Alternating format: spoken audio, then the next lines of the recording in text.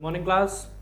आप सभी जल्दी से जल्दी जुड़ जाओ क्योंकि हम लोग केमिस्ट्री का वन शॉट लेके आपके सामने आ चुके हैं, जिसमें आज हम सबसे पहला चैप्टर जो कि हमारा है ठोस अवस्था। तो सबसे पहला चैप्टर है हमारा ठोस अवस्था, उसके वन शॉट पे हम बात करने वाले हैं। उसके हर एक टॉपिक को आपको एक ही वीडियो में सारी टॉपिक्स मिल जाएंगे, तो इस पे आप जल्दी से जुड़ जाओ और साथ ही साथ ये भी कमेंट कर दो कि हमारी आवाज़ आप तक आ रही है या नहीं आ रही है। ठीक है, तो फिर हम आगे बात करते हैं किस चैप्टर के बारे में बेटा, ठोस अवस्था के बारे में। तो इसमें सबसे पहली चीज तो आपको ये पता होनी चाहिए कि ठोस अवस्था होती क्या है। ये आप क्लास 6-7 से पढ़ते आ रहे हो। तो ठोस अवस्था यानी पदार्थ की वह अवस्था। ठोस अवस्था क्या है बेटा? पदार्थ की वह अवस्था जिसमें अवयवी कण, जिसमें किसकी बात हो रही होगी बेटा?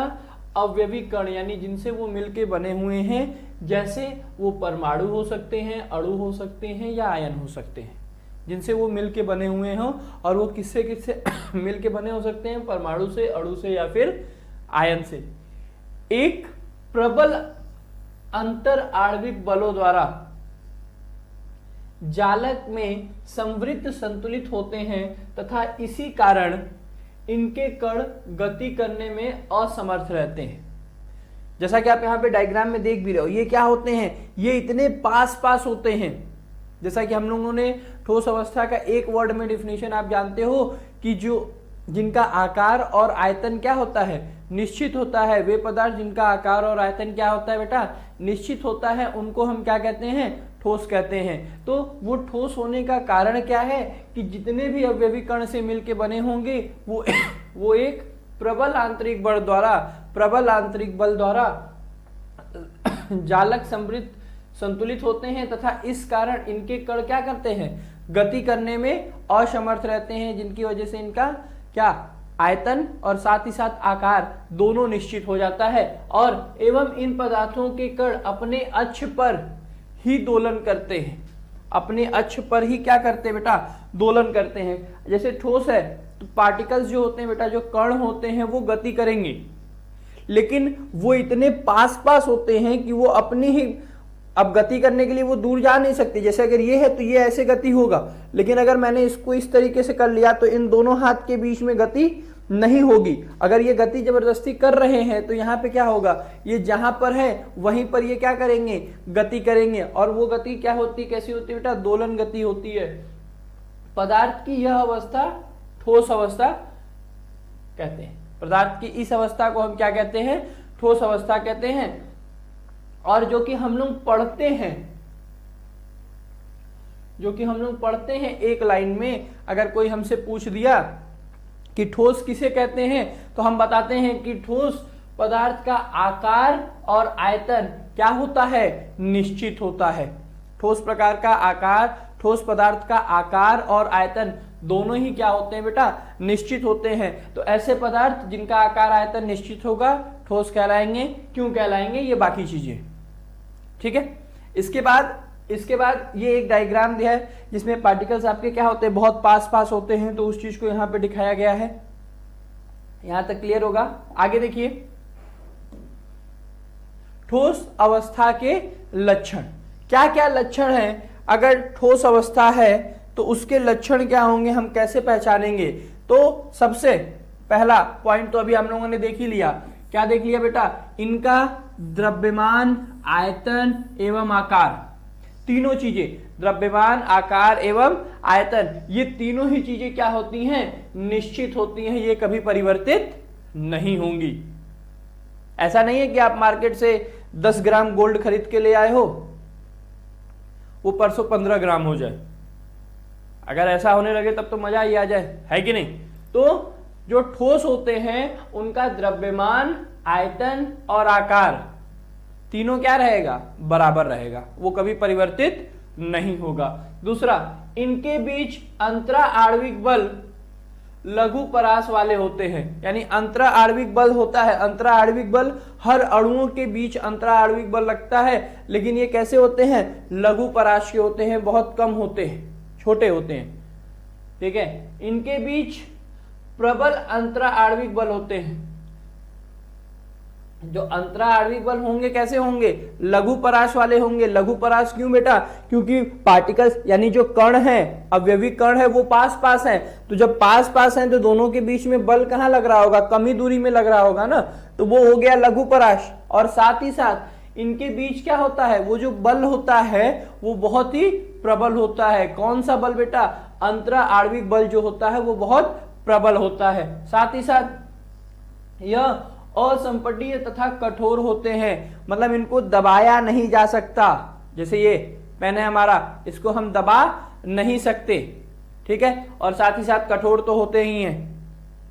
उसके बाद इनके अवयवी कणों की स्थिति निश्चित होती है। अवयवी कणों की स्थिति भी क्या होगी बेटा, फिक्स होगी। वो जहां पर है वो वहीं रहेंगे, वो एक जगह से दूसरे जगह पर गति नहीं करेंगे।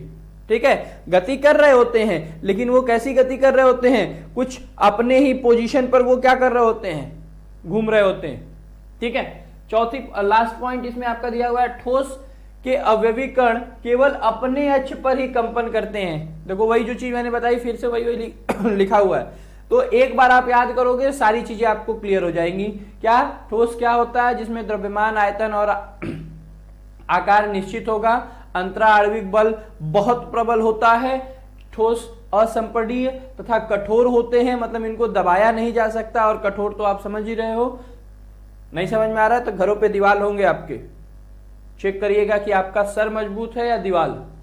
ठीक है, स्थिति निश्चित होती है किसकी, अवयवी कणों की। और साथ ही साथ ठोस के अवयवी कण केवल गति करते हैं, ऐसा नहीं है कि गति नहीं करेंगे, गति करेंगे, लेकिन कहां गति कर रहे होंगे बेटा, केवल अपने ही पोजीशन पे, जिस पोजीशन पे उनको बैठा दिया गया है, जिस पोजीशन पर वो हैं, वो उसी पोजीशन पर गति कर रहे होंगे। बात समझ में आ रही है? चलिए, तो यहां तक क्लियर होगा, यहां तक सारी बातें आप लोगों को क्लियर होंगी। चलिए, तो फिर इसके आगे अगले पॉइंट पर चलते हैं। यहां तक सभी को क्लियर हो गया होगा। अगला सबसे इंपॉर्टेंट और सबसे स्टार्टिंग का मेन पॉइंट, अभी तक तो जो हमने पढ़ा हुआ था वो क्लास 7th 8th 9th से आप लोग पढ़ते आ रहे हैं। ठीक है, अब ये जो आपके सामने है ये क्या है, ये आपका क्लास 12th के अकॉर्डिंग ठोस का वर्गीकरण है। ठोस को बांटा गया, कैसे बांटा गया वो आपके सामने स्क्रीन पर है। इन सारे टॉपिक के बारे में हमको पढ़ना है। क्या क्या पढ़ना है तो ध्यान से देखिएगा, यहीं पे आपको सारे क्लियर हो जाएंगे। अगर आपसे कोई पूछे ठोस, तो ठोस क्या होता है आप आंख बंद करके बताओगे। क्या बताओगे बेटा, जिनमें आकार और आयतन दोनों क्या हो, दोनों निश्चित हो। अब ये मत कोई कहना सर अभी आप पीछे तो द्रव्यमान भी लिखा था, उतने पॉइंट लिखे थे इसीलिए तो मैंने पहले ही बता दिया। ठीक है, क्या होगा, ठोस क्या होते हैं, जिनका आकार और आयतन क्या होगा, आकार और आयतन निश्चित होगा, वो ठोस कहलाएंगे। तो ठोस को सर्वप्रथम दो भागों में बांटा गया बेटा। एक होता है क्रिस्टलीय ठोस, ठोस को सर्वप्रथम दो भागों में बांटा गया। एक होता है क्रिस्टलीय ठोस और दूसरा होता है अक्रिस्टलीय ठोस। ठोस को दो भागों में विभाजित किया गया, क्रिस्टलीय ठोस और अक्रिस्टलीय ठोस। क्रिस्टलीय ठोस क्या होंगे, क्रिस्टलीय ठोस क्या होंगे, जिनमें बात समझिएगा, क्रिस्टलीय ठोस जिनमें जो अवयवी कण हैं, यानी जो कण इसमें उपस्थित हैं, जो अवयवी कण उपस्थित होंगे, ठोस है तो अवयवी कण तो होंगे, किसी न किसी चीज से मिलकर बना होगा, वो चाहे अणु हो, परमाणु हो या आयन हो। तो जो भी कण उपस्थित होंगे वो एक व्यवस्थित ढंग से होंगे।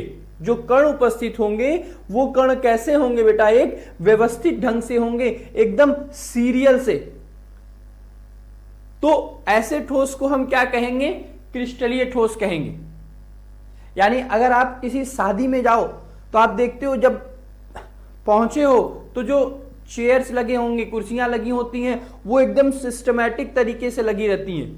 बाद में भले वो इधर उधर हो जाए, बाद में तो कोई एक जगह नहीं मिलेगी, लेकिन स्टार्टिंग में जो वो रहती हैं वो क्या रहती हैं, एकदम सिस्टमैटिक तरीके से रहती हैं, एक ही जगह रहती हैं, उनको एक फिक्स लाइन में लगाए गए रहते हैं। तो उसी तरीके से क्रिस्टलीय ठोस क्या होंगे, ऐसे ठोस जिनमें अवयवी कण, जैसे मान लेते हैं ये हमारे अवयवी कण हैं, तो ये एकदम क्या होंगे बेटा, एकदम फिक्स, कुछ इस तरीके से एकदम एक दूसरे के पास ऊपर, ठीक है, एकदम सीक्वेंस में। देखो 3-3 का सीक्वेंस चल रहा है, उसी सीक्वेंस में पूरे रहेंगे। 4 है 4 का सीक्वेंस, 5 है 5 का सीक्वेंस, मतलब एक ही तरीके से सारे के सारे व्यवस्थित होंगे, तो उसे हम क्या कहेंगे, क्रिस्टलीय ठोस कहेंगे। जब सब एक तरीके से व्यवस्थित होंगे तो उनको क्या कहा जाएगा, क्रिस्टलीय ठोस कहा जाएगा। और अक्रिस्टलीय ठोस क्या होता है सॉरी, अक्रिस्टलीय ठोस क्या होता है, तो अक्रिस्टलीय ठोस जाहिर सी बात है बेटा, क्रिस्टलीय में व्यवस्थित तरीके से था, तो इसमें अव्यवस्थित तरीके से होंगे, कुछ इस तरीके से। जैसे कुछ कण ऐसे हैं आपके, तो कुछ ऐसे हो गया। मैंने बोला ना कि फिर कुर्सियां गायब होने लगेंगी, पहले तो कुर्सियां सही थी, फिर कुर्सियां क्या होने लगेंगी, गायब होने लगेंगी। तो पहले एक सीक्वेंस में कुर्सी लगी हुई थी, 3 लाइन है तो तीनों लाइन में एक बराबर संख्या में कुर्सियां लगी हुई थी। फिर क्या है, जैसे जैसे टाइम बीतेगा गायब होती जाएंगी। समझ में आ रहा है ना। तो क्रिस्टलीय ठोस जहां पे कण व्यवस्थित तरीके से होते हैं उनको हम क्रिस्टलीय ठोस कहते हैं, और जहां पे कण अव्यवस्थित तरीके से होंगे उनको हम क्या कहेंगे बेटा, अक्रिस्टलीय ठोस कहेंगे।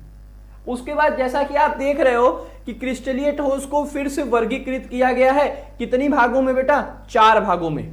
क्रिस्टलीय ठोस को हम पुनः 4 भागों में वर्गीकृत करते हैं, जिसमें हमारा पहला होता है आणविक ठोस, दूसरा होता है आयनिक ठोस, तीसरा होता है धात्विक ठोस, और चौथा होता है सहसंयोजन ठोस। 4 भागों में वर्गीकृत किया गया, आणविक, आयनिक, धात्विक और सहसंयोजक ठोस। और इसके डिफिनीशन तो एक एक लाइन की है, इतना आसान है कि मतलब मत पूछो, लेकिन बताना तो पड़ेगा बेटा, ठीक है। आणविक ठोस, आणविक ठोस क्या होते हैं बेटा, ऐसे ठोस जो अणुओं से मिलकर बने होंगे। किससे मिलकर बने होंगे बेटा, अणुओं से मिलकर बने होंगे।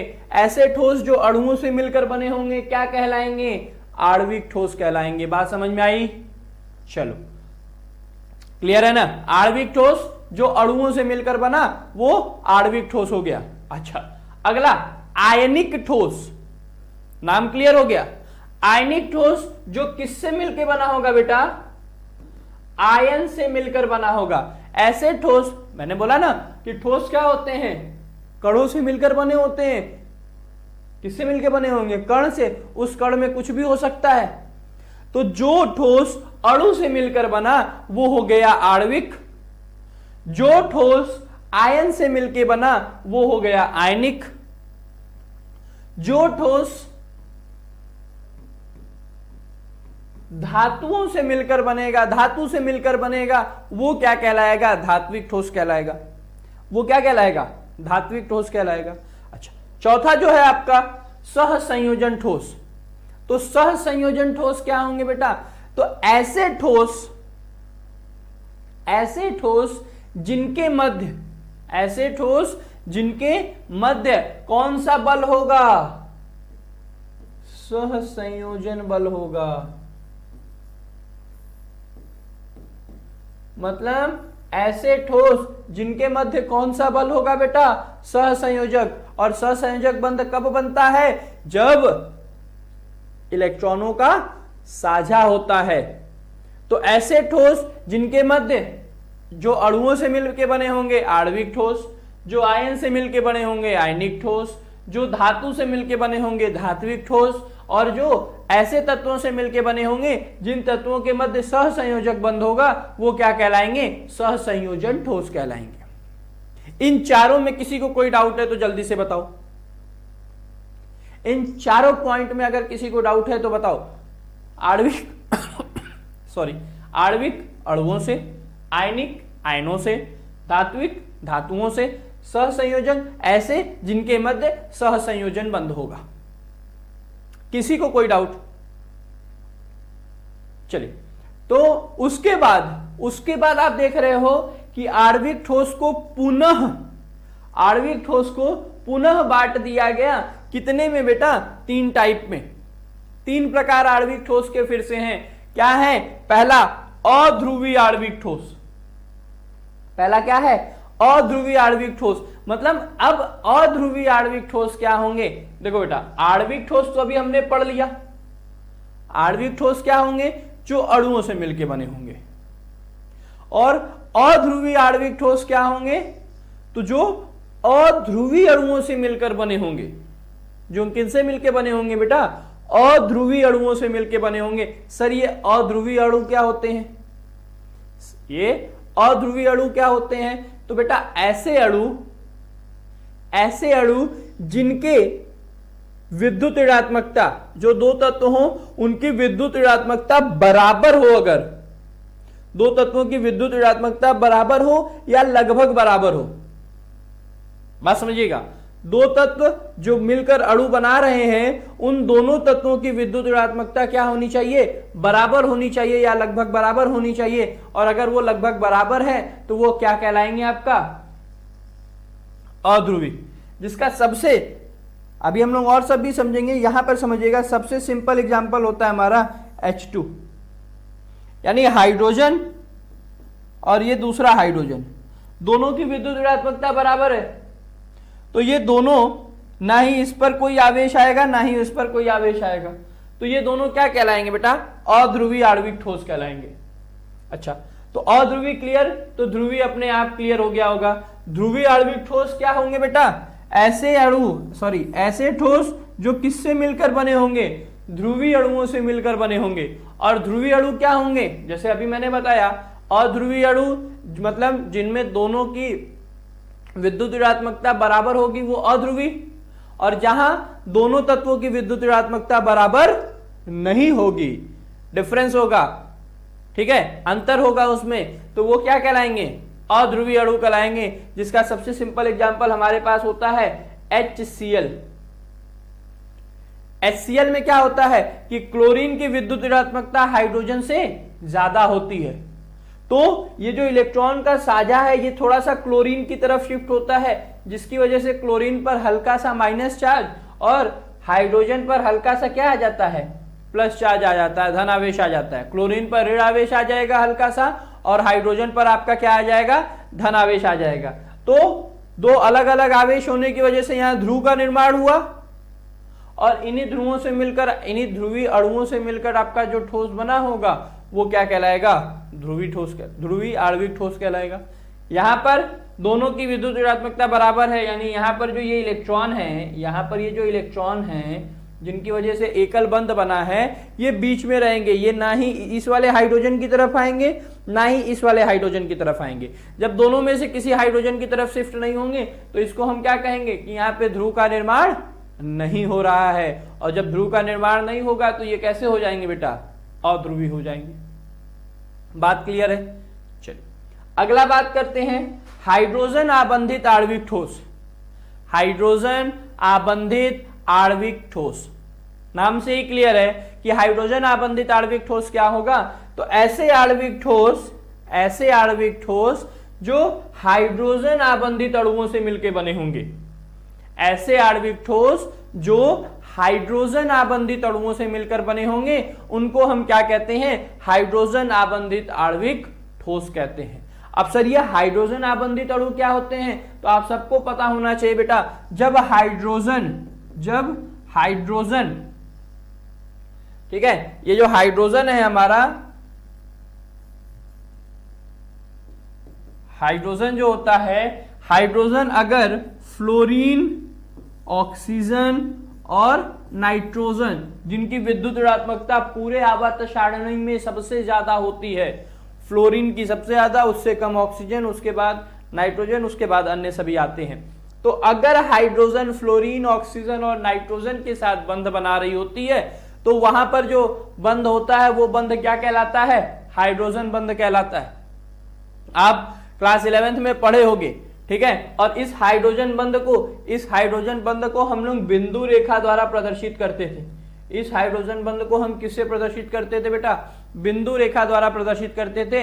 तो ऐसे अणु जिनके मध्य हाइड्रोजन बंध होगा और उनसे मिलकर जो ठोस बना होगा वो क्या कहलाएगा? हाइड्रोजन आबंधित आणविक ठोस कहलाएगा। जिसके लिए सबसे सिंपल एग्जांपल हमारे पास होता है H2O। सबसे सिंपल एग्जांपल क्या होता है हमारे पास? H2O। बात समझ में आई? यहां तक सारी चीजें क्लियर होंगी, ठीक है? यहां तक में किसी को कोई डाउट नहीं होगा। क्या है देखो, फिर से मैं समझा रहा हूं एक बार। ठोस को दो भागों में वर्गीकृत किया गया है, क्रिस्टलीय और अक्रिस्टलीय। क्रिस्टलीय को पुनः 4 भागों में वर्गीकृत किया गया है, आणविक, आयनिक, धात्विक और सहसंयोजन। आणविक जो अणुओं से मिलकर बना, धात्विक जो आयनिक जो आयनों से मिलकर बना, धात्विक जो धातुओं से मिलकर बना, सहसंयोजक जो ऐसे तत्वों से मिलकर बना जिनके बीच सहसंयोजक बंध हो। आणविक का पुनः 3 भाग है, अध्रुवी, ध्रुवी और हाइड्रोजन आबंधित। ठीक है, आणविक का पुनः 3 भाग है, अध्रुवी, ध्रुवी और हाइड्रोजन आबंधित। अध्रुवी मतलब जो अध्रुवी ठोसों से अणुओं से मिलकर बनेगा, ध्रुवी मतलब जो ध्रुवी अणुओं से मिलकर बनेगा, और ऐसे ठोस जो हाइड्रोजन आबंधित अणुओं से मिलकर बनते हैं उनको हम क्या कहते हैं बेटा? हाइड्रोजन आबंधित आणविक ठोस कहेंगे। बात क्लियर है यहां तक में किसी को कोई डाउट नहीं होना चाहिए, ठीक है? चलो, तो अब हम थोड़ी सी अच्छी बातें करते हैं। अभी खराब बातें नहीं कर रहे थे, बट अब थोड़ी सी और अच्छी बातें करते हैं। एग्जाम में आपको पूछ लिया जाता है बेटा क्या कि क्रिस्टलीय ठोस और अक्रिस्टलीय ठोस में अंतर बताइए। तो अंतर आपके सामने है, और अब वो अंतर क्या है वो मैं आपको समझा देता हूं। जो चीजें बताई गई वही चीजें इसमें लिखी गई हैं, थोड़ा सा 1-2 पॉइंट ज्यादा है। क्या है बेटा? क्रिस्टलीय ठोस क्या होते हैं? तो क्रिस्टलीय ठोस में अवयवी कण, मैंने बताया क्या होता है बेटा? व्यवस्थित होते हैं। क्रिस्टलीय ठोस में अवयवी कण क्या होते हैं? व्यवस्थित होते हैं, और इसमें व्यवस्थित नहीं होते हैं। ठीक, चलो। क्रिस्टलीय ठोस में निश्चित ज्यामिति है, जाहिर सी बात है बेटा, जब व्यवस्थित तरीके से होगा तो ज्यामिति क्या होगी? निश्चित होगी। लेकिन अगर वही अनिश्चित हो गए तो अनिश्चित ज्यामिति हो जाएगी। और क्रिस्टलीय ठोस है तो अव्यवस्थित, और जब अव्यवस्थित है तो ज्यामिति भी क्या हो जाएगी? अनिश्चित हो जाएगी।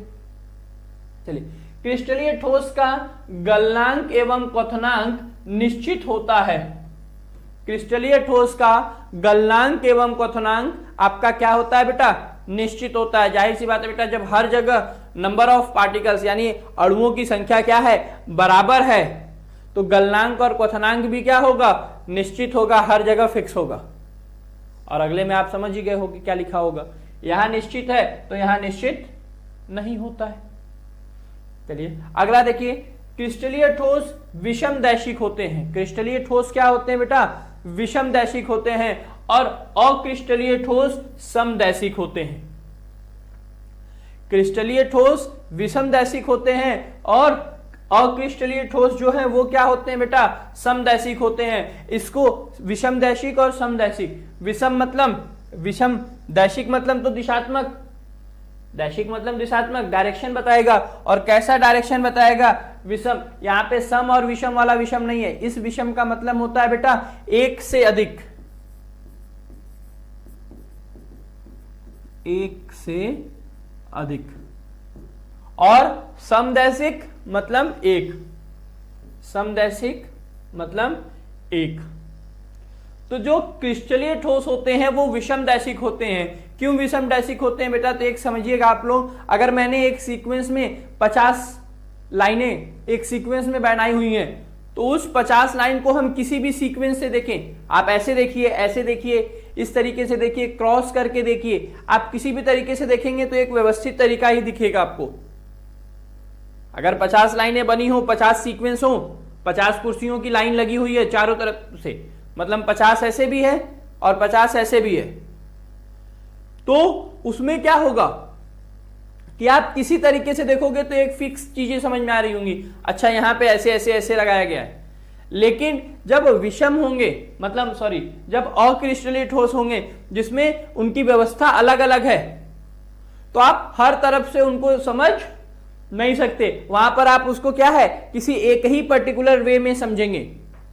बात समझ में आ रहा है? तो इस वजह से इसको क्या कहा गया है, विषमदैशिक, और इसको क्या कहा गया है बेटा, समदैशिक। यानी ये एक ही दिशात्मक होता है और ये बहुदिशात्मक होते हैं। अक्रिस्टलीय ठोस बहुदिशात्मक, अक्रिस्टलीय ठोस एक दिशात्मक, और क्रिस्टलीय ठोस आपका क्या होता है बेटा, बहुदिशात्मक होता है। अगला पॉइंट, क्रिस्टलीय ठोस शीतलन वक्र असतत होता है, ठीक है, और अक्रिस्टलीय ठोस का शीतलन वक्र सतत नहीं होता है। मतलब जो मेल्टिंग पॉइंट है, शीतल किया जा रहा है, ठंडा किया जा रहा है, तो बेटा हर तरफ बराबर अणु है, तो हर पॉइंट पर, हर पोजीशन पर आपको बराबर मात्रा में उसकी वैल्यू मिलेगी। किसकी, शीतल करने की, मतलब ठंडे होने के लिए जो हर पॉइंट पे है वो क्या होता है बेटा, असंतत होता है, और यहां सतत होता है। ठीक है, चलिए, क्रिस्टलीय ठोस को वास्तविक ठोस कहा जाता है। क्रिस्टलीय ठोस को हम क्या कहते हैं, किस नाम से जानते हैं बेटा, वास्तविक ठोस के नाम से जानते हैं। और जो अक्रिस्टलीय ठोस होता है उसको अतिशीतित द्रव कहा जाता है। ये पूछा जाता है, ये वाला पॉइंट पूछ लिया जाता है, ठीक है, तो इसको समझिएगा। क्रिस्टलीय ठोस को वास्तविक ठोस कहते हैं, जबकि अक्रिस्टलीय ठोस को अतिशीतित द्रव कहते हैं। इसलिए कहा जाता है बेटा क्योंकि कुछ ठोस ऐसे हैं, मतलब कुछ नहीं, सॉरी, जो हमारे अक्रिस्टलीय ठोस होते हैं उनमें द्रव की भांति बहने का गुण होता है, फ्लो करने का गुण होता है। क्यों होगा फ्लो करने का गुण, तो बात समझिएगा। मैंने बोला ना, अक्रिस्टलीय ठोस में क्या होंगे, अव्यवस्थित तरीके से हैं। कैसे हैं बेटा, अव्यवस्थित तरीके से, इसमें कोई व्यवस्था नहीं है, ये किसी भी सीक्वेंस में आपके लगे हुए हैं। तो जब अव्यवस्थित तरीके से होगा तो देखो क्या है, पहले ये पोजीशन थी इसकी, इसके बाद इन दोनों के बीच में थोड़ी सी गैपिंग दिख रही है हमको, थोड़ी सी गैपिंग दिख रही है। तो ये जो गैप है इसको भरने के लिए ये थोड़ा सा नीचे आ सकता है, तुरंत नहीं आएगा, टाइम लगता है। तो यानी ये ऊपर से नीचे की तरफ क्या करेंगे, देखो ये फ्लो करेगा ना, ये इधर आएगा, ये यहां आएगा। इसी तरीके से नीचे भी जो अव्यवस्था होगी वहां पे कुर्सी, जहां मैंने बोला ना शादियां की कुर्सियां, जहां खाली जगह मिलेगा वहां लाके लगा दिए। तो पहले तो एक सीक्वेंस में था, फिर अगर कुर्सियां आगे पीछे की जा सकती हैं, तो इसलिए इनको क्या कहा जाता है बेटा, अक्रिस्टलीय ठोस को अतिशीतित द्रव कहा जाता है। यानी इनके भीतर, इनमें द्रव की भांति बहने का गुण होता है। और एक क्वेश्चन भी होता है कि बड़ी बड़ी कांच की बिल्डिंगों के शीशे ऊपर से पतले और नीचे से चौड़े क्यों हो जाते हैं?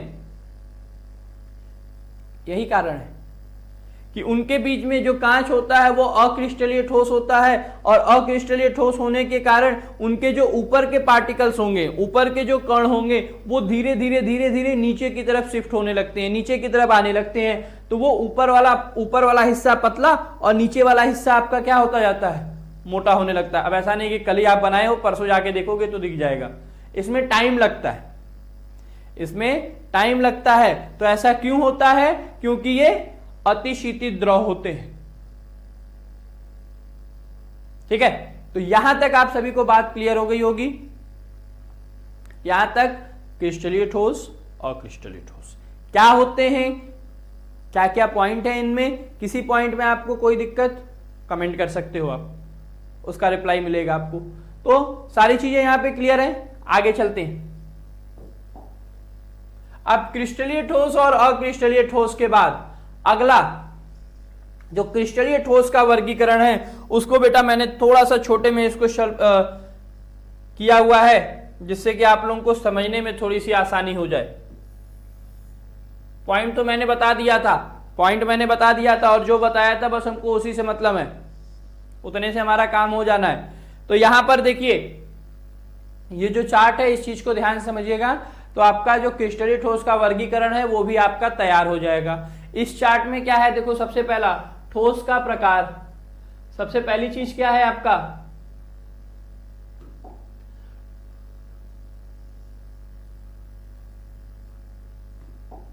सबसे पहली चीज है आपका बेटा क्या, ठोस का प्रकार, कि आपका ठोस किस प्रकार का है। दूसरे लाइन में है आपका अवयवी कण, मतलब वो किन अवयवी कणों से मिलकर बना है। तीसरे लाइन में है बंधन आकर्षण बल, यानी जो वो बने हुए हैं, वो बंधे हुए हैं, वो जिस आकर्षण बल से बंधे हुए हैं उनके बारे में आपको समझना है। एग्जाम्पल, भौतिक प्रकृति यानी भौतिक अवस्था उनकी कैसी है, विद्युत चालकता, मतलब उसमें करंट का फ्लो होगा कि नहीं, विद्युत का फ्लो होगा कि नहीं होगा, विद्युत के वो चालक होंगे या कुचालक होंगे, ठीक है। गलनांक कितना होगा, और एकदम लास्ट पॉइंट में क्या है बेटा, उनकी बंधन ऊर्जा, उनकी क्या, बंधन ऊर्जा। और वो बंधन ऊर्जा किसमें है बेटा, किलो जूल प्रति मोल में। किसमें है, किलो जूल प्रति मोल में, ठीक है। बंधन ऊर्जा थोड़ा सा लाइट हो गया होगा, देखने में दिक्कत हो रही होगी, वो मैं लिख दूंगा, उसमें मत परेशान होइए।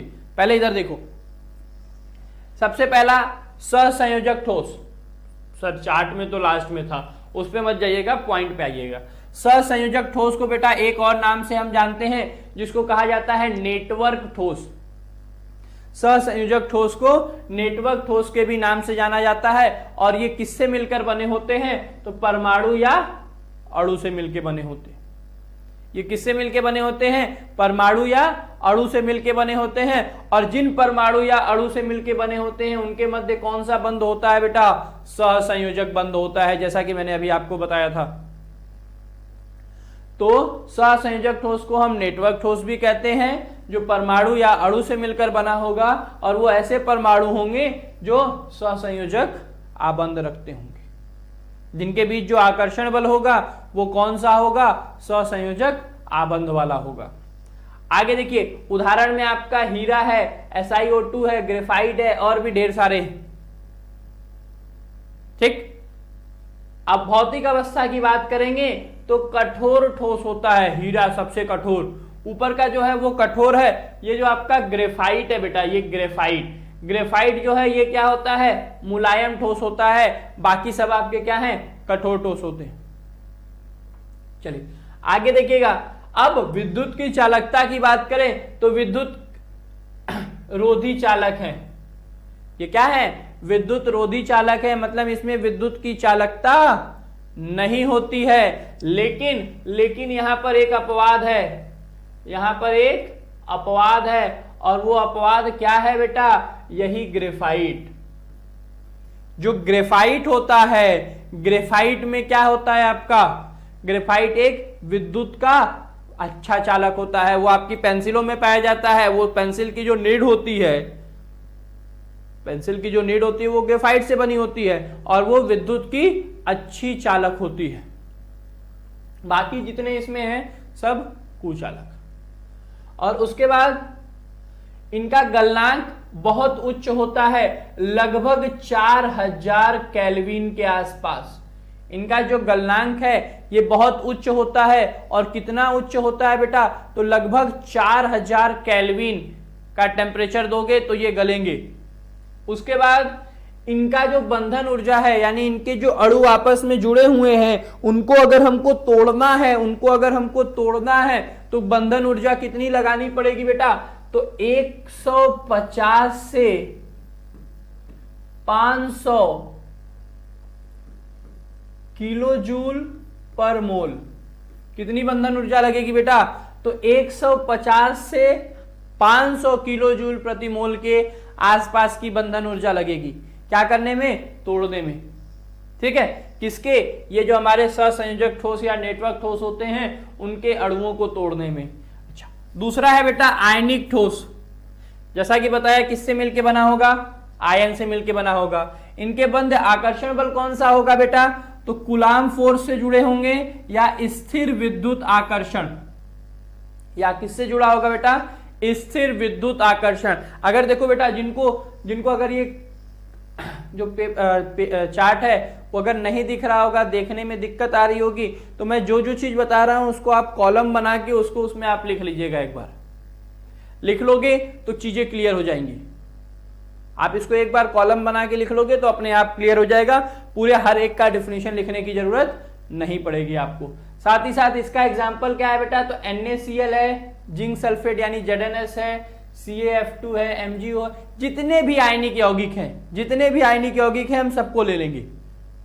जितने आयनिक यौगिक होते हैं जिसमें इलेक्ट्रॉन के आदान प्रदान से बंध बनता है उनको सभी को ले लेंगे। ये कैसे होते हैं, कठोर होते हैं परंतु भांगुर होते हैं। कठोर के साथ साथ क्या होते हैं, भांगुर होते हैं। अब गलित या जलीय विलयन में चालक होते हैं परंतु ठोस अवस्था में अचालक या विद्युत रोधी होते हैं। यानी जो हमारा आयनिक ठोस होगा उनका गलित अवस्था हो, कौन सी अवस्था हो बेटा, गलित अवस्था हो या फिर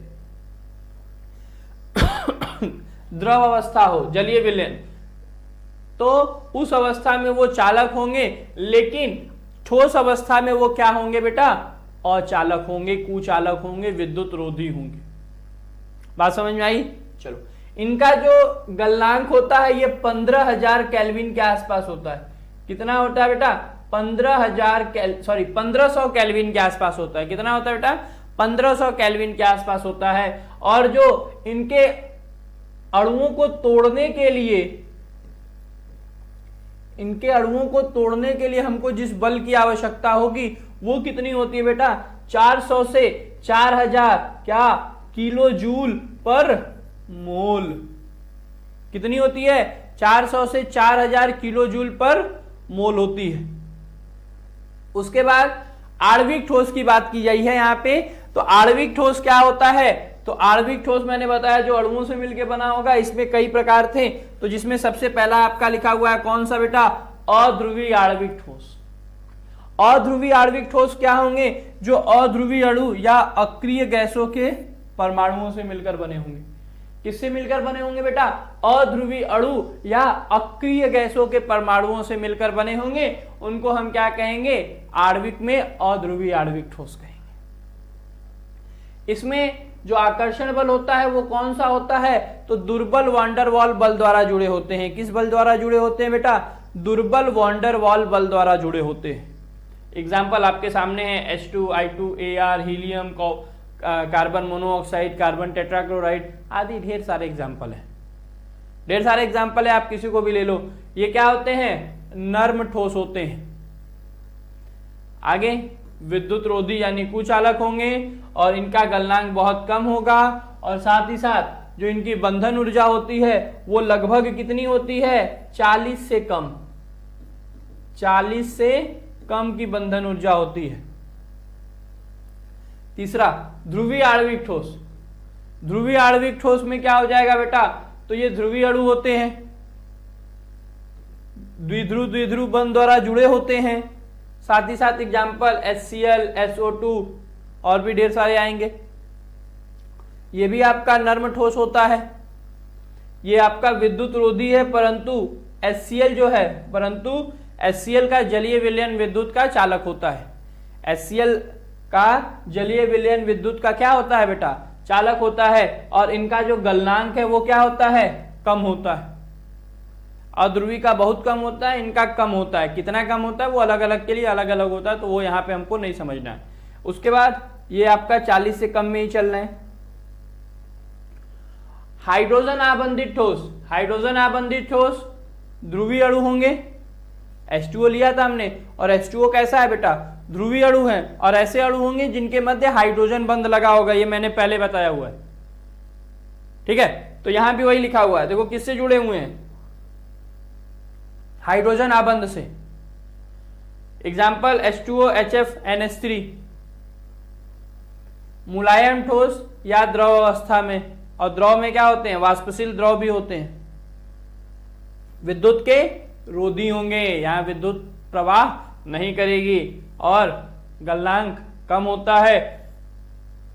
बॉन्ड को यानी बंध को तोड़ने में कितनी ऊर्जा लगानी है हमको, 40 से कम किलो जूल प्रति मोल। एक मोल को तोड़ने में 40 किलो जूल से कम की ऊर्जा आप लगाओगे, टूट जाएगा। चलिए लास्ट है आपका धात्विक ठोस। धात्विक ठोस जैसा कि मैंने बताया था, जो धातुओं से मिलकर बना होगा, तो वही है धनायन एवं उसके इलेक्ट्रॉन के समूहों से बने होंगे ये। बंध कौन सा होगा? धात्विक आबंध होगा। एग्जाम्पल देखो, आयरन, कॉपर, मैग्नीशियम, ढेर सारे एग्जाम्पल हैं, सब ले सकते हो। कठोर ठोस होते हैं परंतु आर्द्र वर्ध एवं तन्य होते हैं, मतलब इनकी तन्यता बहुत ज्यादा होती है, इनको खींच के बड़ा किया जा सकता है, इतना छोटा सा खींच के आप बड़ा कर दोगे। तो ढेर सारे हो गए, इसमें कठोर हो गया। उसके बाद ठोस अवस्था तथा गलित अवस्था में विद्युत के चालक होते हैं, यानी जो हमारा धात्विक ठोस है वो चाहे गलित अवस्था हो या ठोस अवस्था हो, दोनों में ही विद्युत का चालक होगा। जैसा कि यहां पर था कि गलित में है लेकिन ठोस में नहीं, लेकिन ये गलित और ठोस दोनों में ही विद्युत का चालक होगा। इसका जो गलनांक होता है वो बेटा 800 से 1000 केल्विन के आसपास होता है। कितना होता है? 800 से 1000 केल्विन के आसपास इसका गलनांक होता है। और साथ ही साथ इसको तोड़ने के लिए 70 से 1000 किलो जूल प्रति मोल की ऊर्जा हमको देनी होगी। अगर इनका 1 मोल हमको तोड़ना है तो हमको कितनी ऊर्जा देनी होगी बेटा? सॉरी, 70 से 1000 तक की। यहां बात समझ में आई? देखो, अगर आपको ये जो चार्ट है वो नहीं दिख रहा होगा तो जो जो चीजें हर चार्ट में जो एक एक पॉइंट है, मैंने हर पॉइंट को आपको बताया हुआ है, उसको आप एक पेज पे पहले लिख लो। पेज पे लिख लोगे, चीजें क्लियर हो जाएंगी। ठीक है, तो एक बार इसको देख लीजिए, फिर हम आगे अभी और बात करते हैं। देखो इसको जल्दी से, कोई दिक्कत नहीं होना चाहिए यहाँ पे। अगर नहीं है, दिख नहीं रहा है, तो जो जो पॉइंट आपको बताया सॉरी, जो पॉइंट आपको बताए गए हैं उनको आप नोट कर लो, उसके बाद आप समझो। इंपॉर्टेंट टॉपिक है, एक ही बार में आपका एक चार्ट में पूरा का पूरा कवर है। किसके बारे में बेटा? जो क्रिस्टलीय ठोस का वर्गीकरण था उनके बारे में। ठीक है, तो यहां तक क्लियर हो गया। आगे चलते हैं। अगला हमारा जो टॉपिक है वो बहुत ही इंपॉर्टेंट टॉपिक है। अगला हमारा टॉपिक बहुत ही इंपॉर्टेंट टॉपिक है, जिसको हम कहते हैं यूनिट सेल। यूनिट सेल, एकक कोष्ठिका। क्या कहते हैं? यूनिट सेल या एकक कोष्ठिका। और इनके प्रकार के बारे में यहां हम बात करेंगे। तो सबसे पहले तो बात ये हो जाए कि सर ये एकक कोष्ठिका क्या होती है। ठीक है, सबसे पहले ये बात हो जाए कि एकक कोष्ठिका होती क्या है। तो जैसे कि हमने बात किया, ठोस क्या होते हैं? अवयवी कणों से मिलकर बने होंगे, और उन अवयवी कणों की एक व्यवस्थित क्रिस्टलीय ठोस जो होंगे अवयवी कणों से मिलकर बने होंगे, और उन अवयवी कणों का क्या होगा? एक व्यवस्थित रूप से उनको रखा गया होगा। तो जिस छोटे से भाग की उसमें बार बार पुनरावृत्ति होती है, उस छोटे से भाग को हम क्या कहते हैं बेटा? यूनिट सेल या एकक कोष्ठिका कहते हैं। जैसे अगर हम अपने घर की बात करें, घर के दीवार को आप देखिए, तो घर का दीवार जो है, घर का जो दीवार है वो छोटे से, मतलब छोटे छोटे ईंटों से मिलकर बना हुआ है। तो ये एक दीवार, अगर मैं बात करूं कि पूरा एक ठोस है, तो उस ठोस में, उस जालक में, जिसको हम जालक कहते हैं, वो एक जाल बन जाता है। उस ठोस में जो आपका ईंट होगा, उस ठोस का जो ईंट होगा, वो ईंट उसका क्या होगा बेटा? यूनिट सेल होगा। वह ठोस उसका क्या होगा? यूनिट सेल होगा। और यहां पर उसको समझने के लिए आप एक चीज समझिए, इसको देखिएगा। क्रिस्टल जालक कुछ इस तरीके से आपका बनेंगे। क्रिस्टल जालक जो है बेटा वो कुछ इस तरीके से आपका बनेगा, देखिएगा।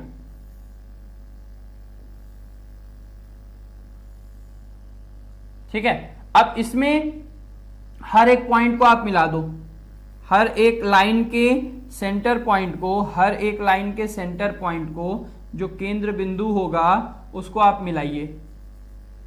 पहले मैं केंद्र बिंदु को पॉइंट कर ले रहा हूं, उसके बाद हम उसको मिलाएंगे। देखिएगा, अब थोड़ा सा ऐसे बना रहे हैं तो एकदम एग्जैक्ट नहीं आएगा। आप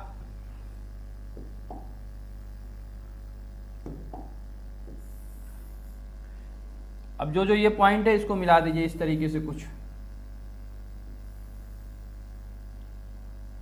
अभी एक था, अब इसमें दो दिखने लगे। उसके बाद इस पॉइंट को ऐसे मिला दो, इस पॉइंट को ऐसे मिला दो, बाहर से इसको इस तरीके से मिला दो, बॉक्स बनते जा रहे हैं। क्या बनता जा रहा है? बॉक्स बनता जा रहा है। अब देखो क्या करो, आप इन लाइन को भी सेंटर पॉइंट को ले लो,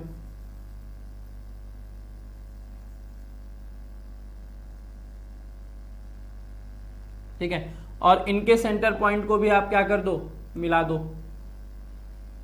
इनके भी सेंटर पॉइंट को हम क्या करेंगे, केंद्र बिंदु को क्या करेंगे, मिला देंगे कुछ इस तरीके से।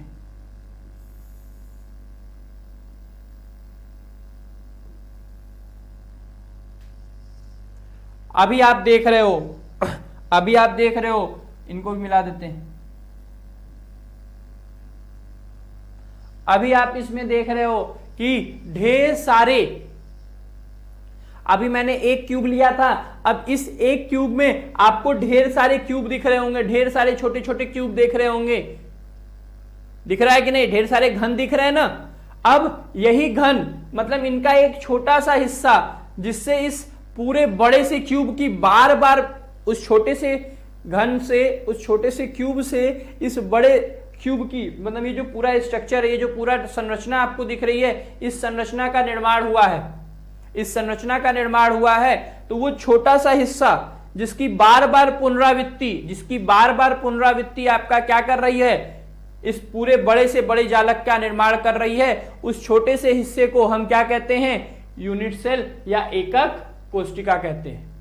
जिस छोटे से भाग से पूरे बड़े क्रिस्टल जालक का निर्माण हुआ होता है, उसको हम क्या कहते हैं, एकक कोशिका कहते हैं। अगर यहां आप बात रखो तो एक लाइन में इसकी डिफिनीशन हो जाएगी,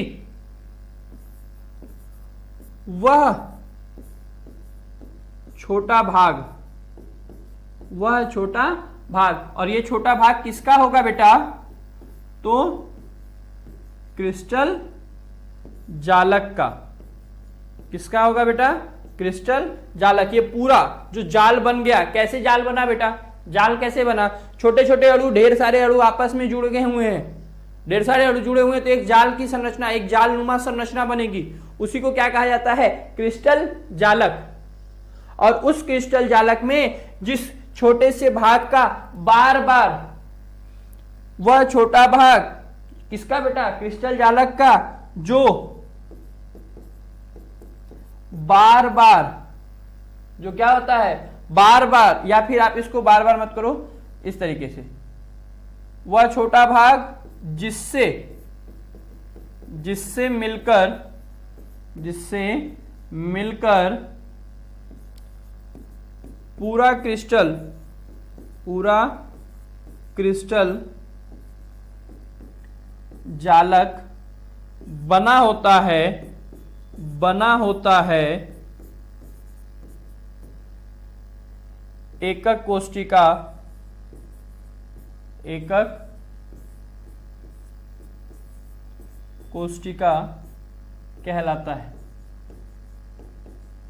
कहलाता है।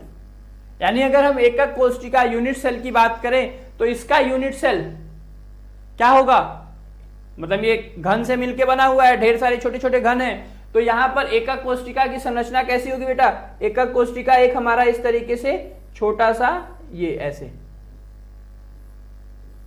ये जो घन होगा, ये जो घन है, इस घन को हम क्या कहेंगे बेटा, यूनिट सेल कहेंगे। क्या कहेंगे बेटा, यूनिट सेल, यानी एकक कोशिका कहेंगे।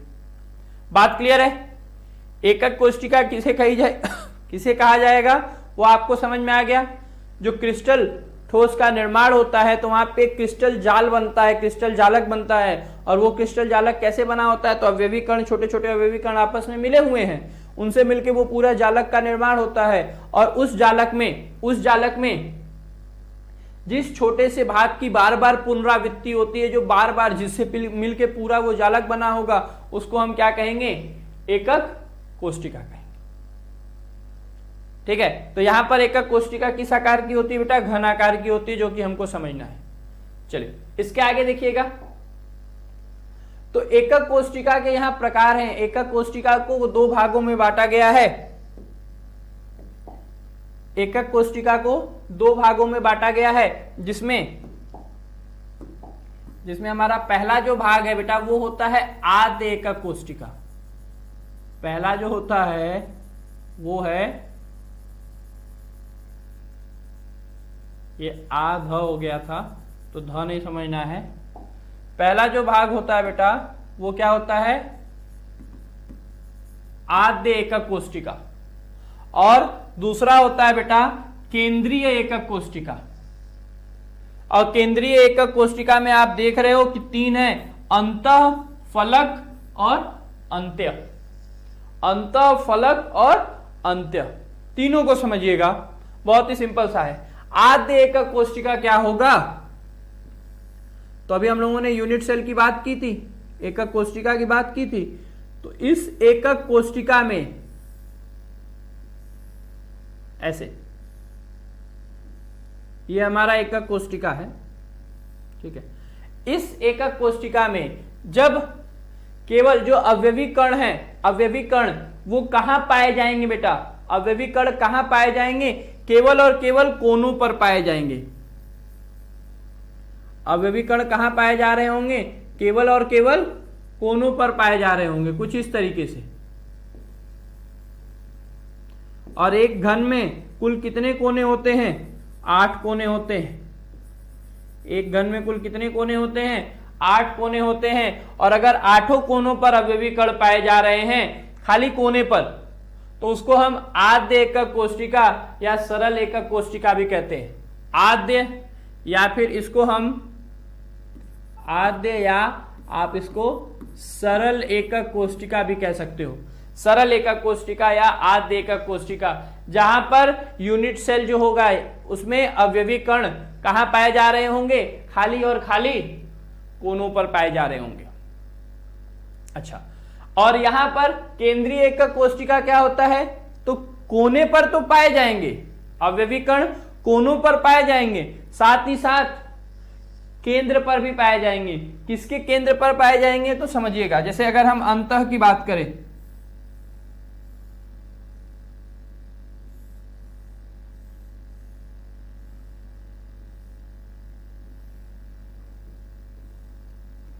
अंतः में देखो क्या होगा बेटा, कोनों पर पाया जाएगा।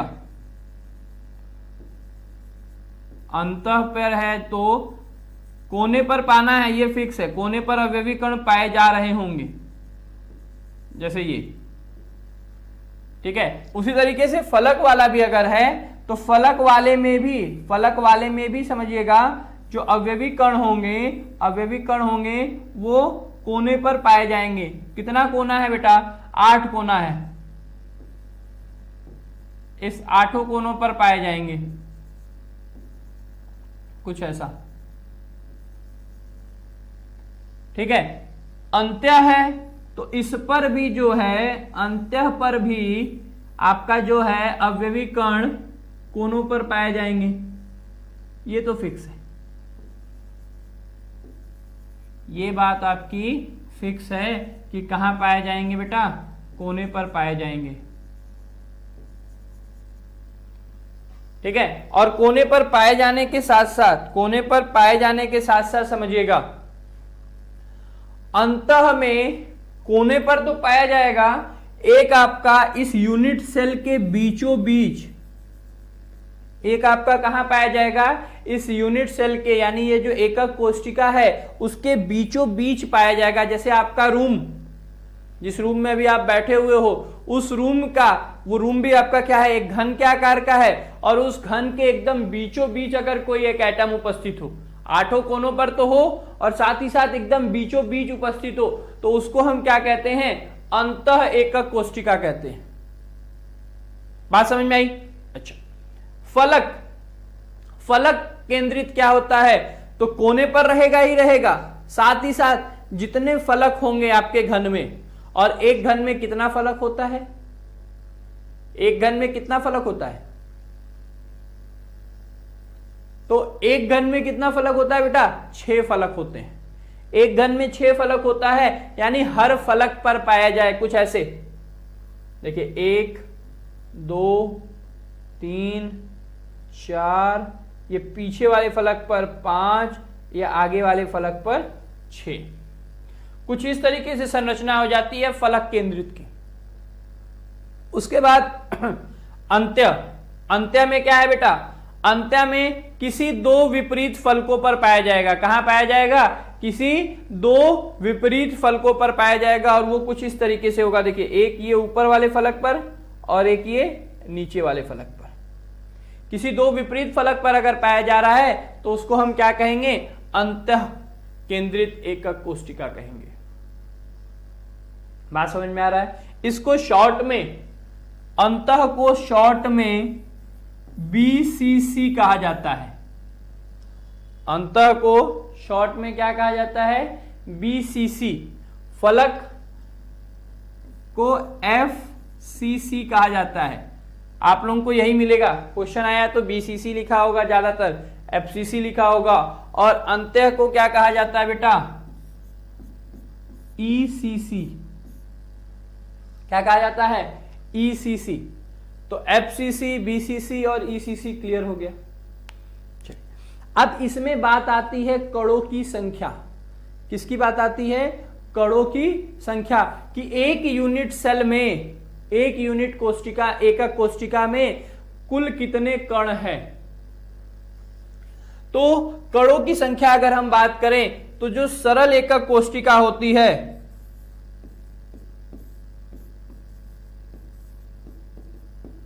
जो सरल एकक कोशिका होती है, इसमें कणों की संख्या कैसे निकालते हैं बेटा? तो याद रखिएगा कि जो कोने पर कण उपस्थित होते हैं, जो कण कोने पर उपस्थित होते हैं, उनका 1/8 भाग ही यूनिट सेल के अंदर होता है।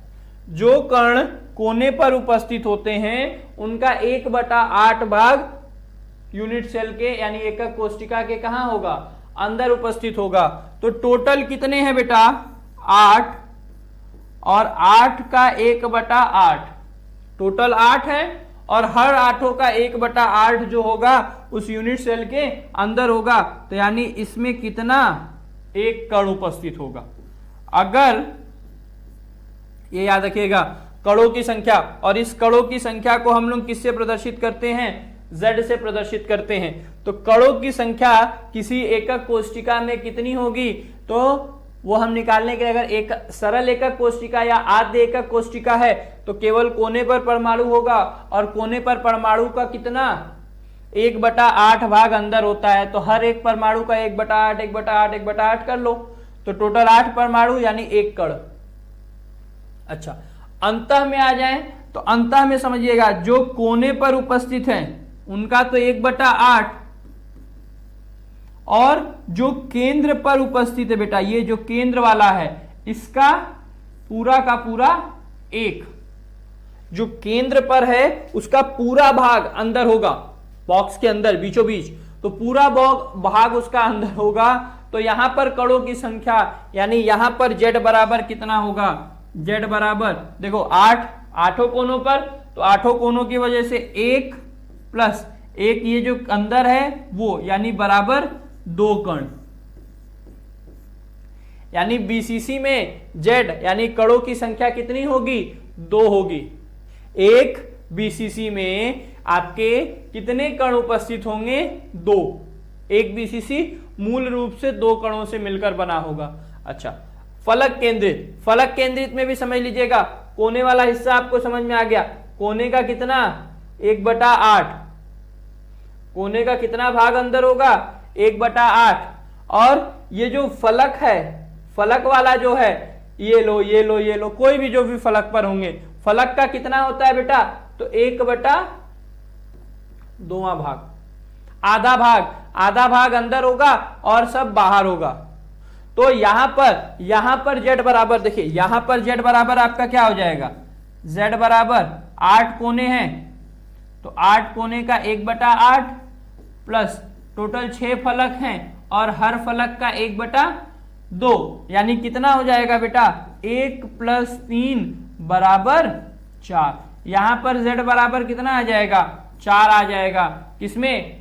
फलक में। FCC में कणों की संख्या कितनी होती है? 4 होती है। एफसीसी में कणों की संख्या कितनी होगी बेटा, 4 होगी। उसी के बाद अंततः ईसीसी में आ जाए तो ईसीसी में z बराबर कितना हो जाएगा, कोने पर 8, तो 8 गुणे 1/8 प्लस 2 आपका फलक पर है तो 2 गुणे 1/2 यानी बराबर 2।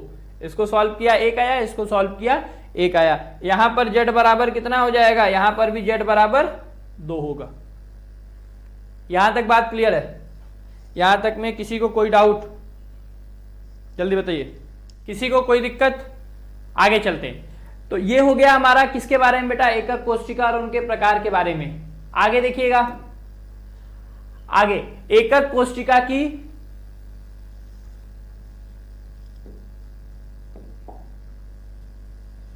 संकुलन क्षमता। बेटा यहां पे संकुचन हो गया है, इस संकुचन की जगह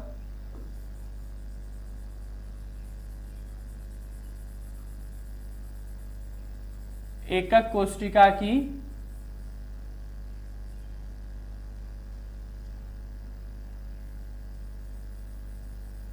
संकुचन नहीं होगा, संकुलन। देखो जहां जहां संकुचन है वहां पे हमको संकुलन करना हो रहा है, थोड़ा सा करेक्शन,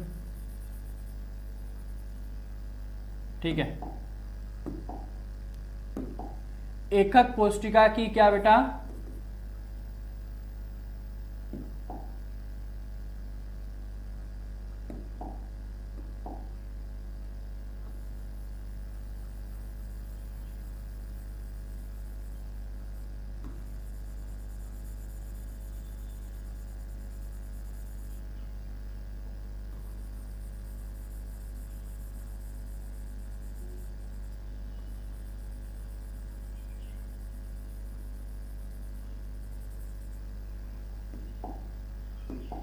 एकक कोष्टिका की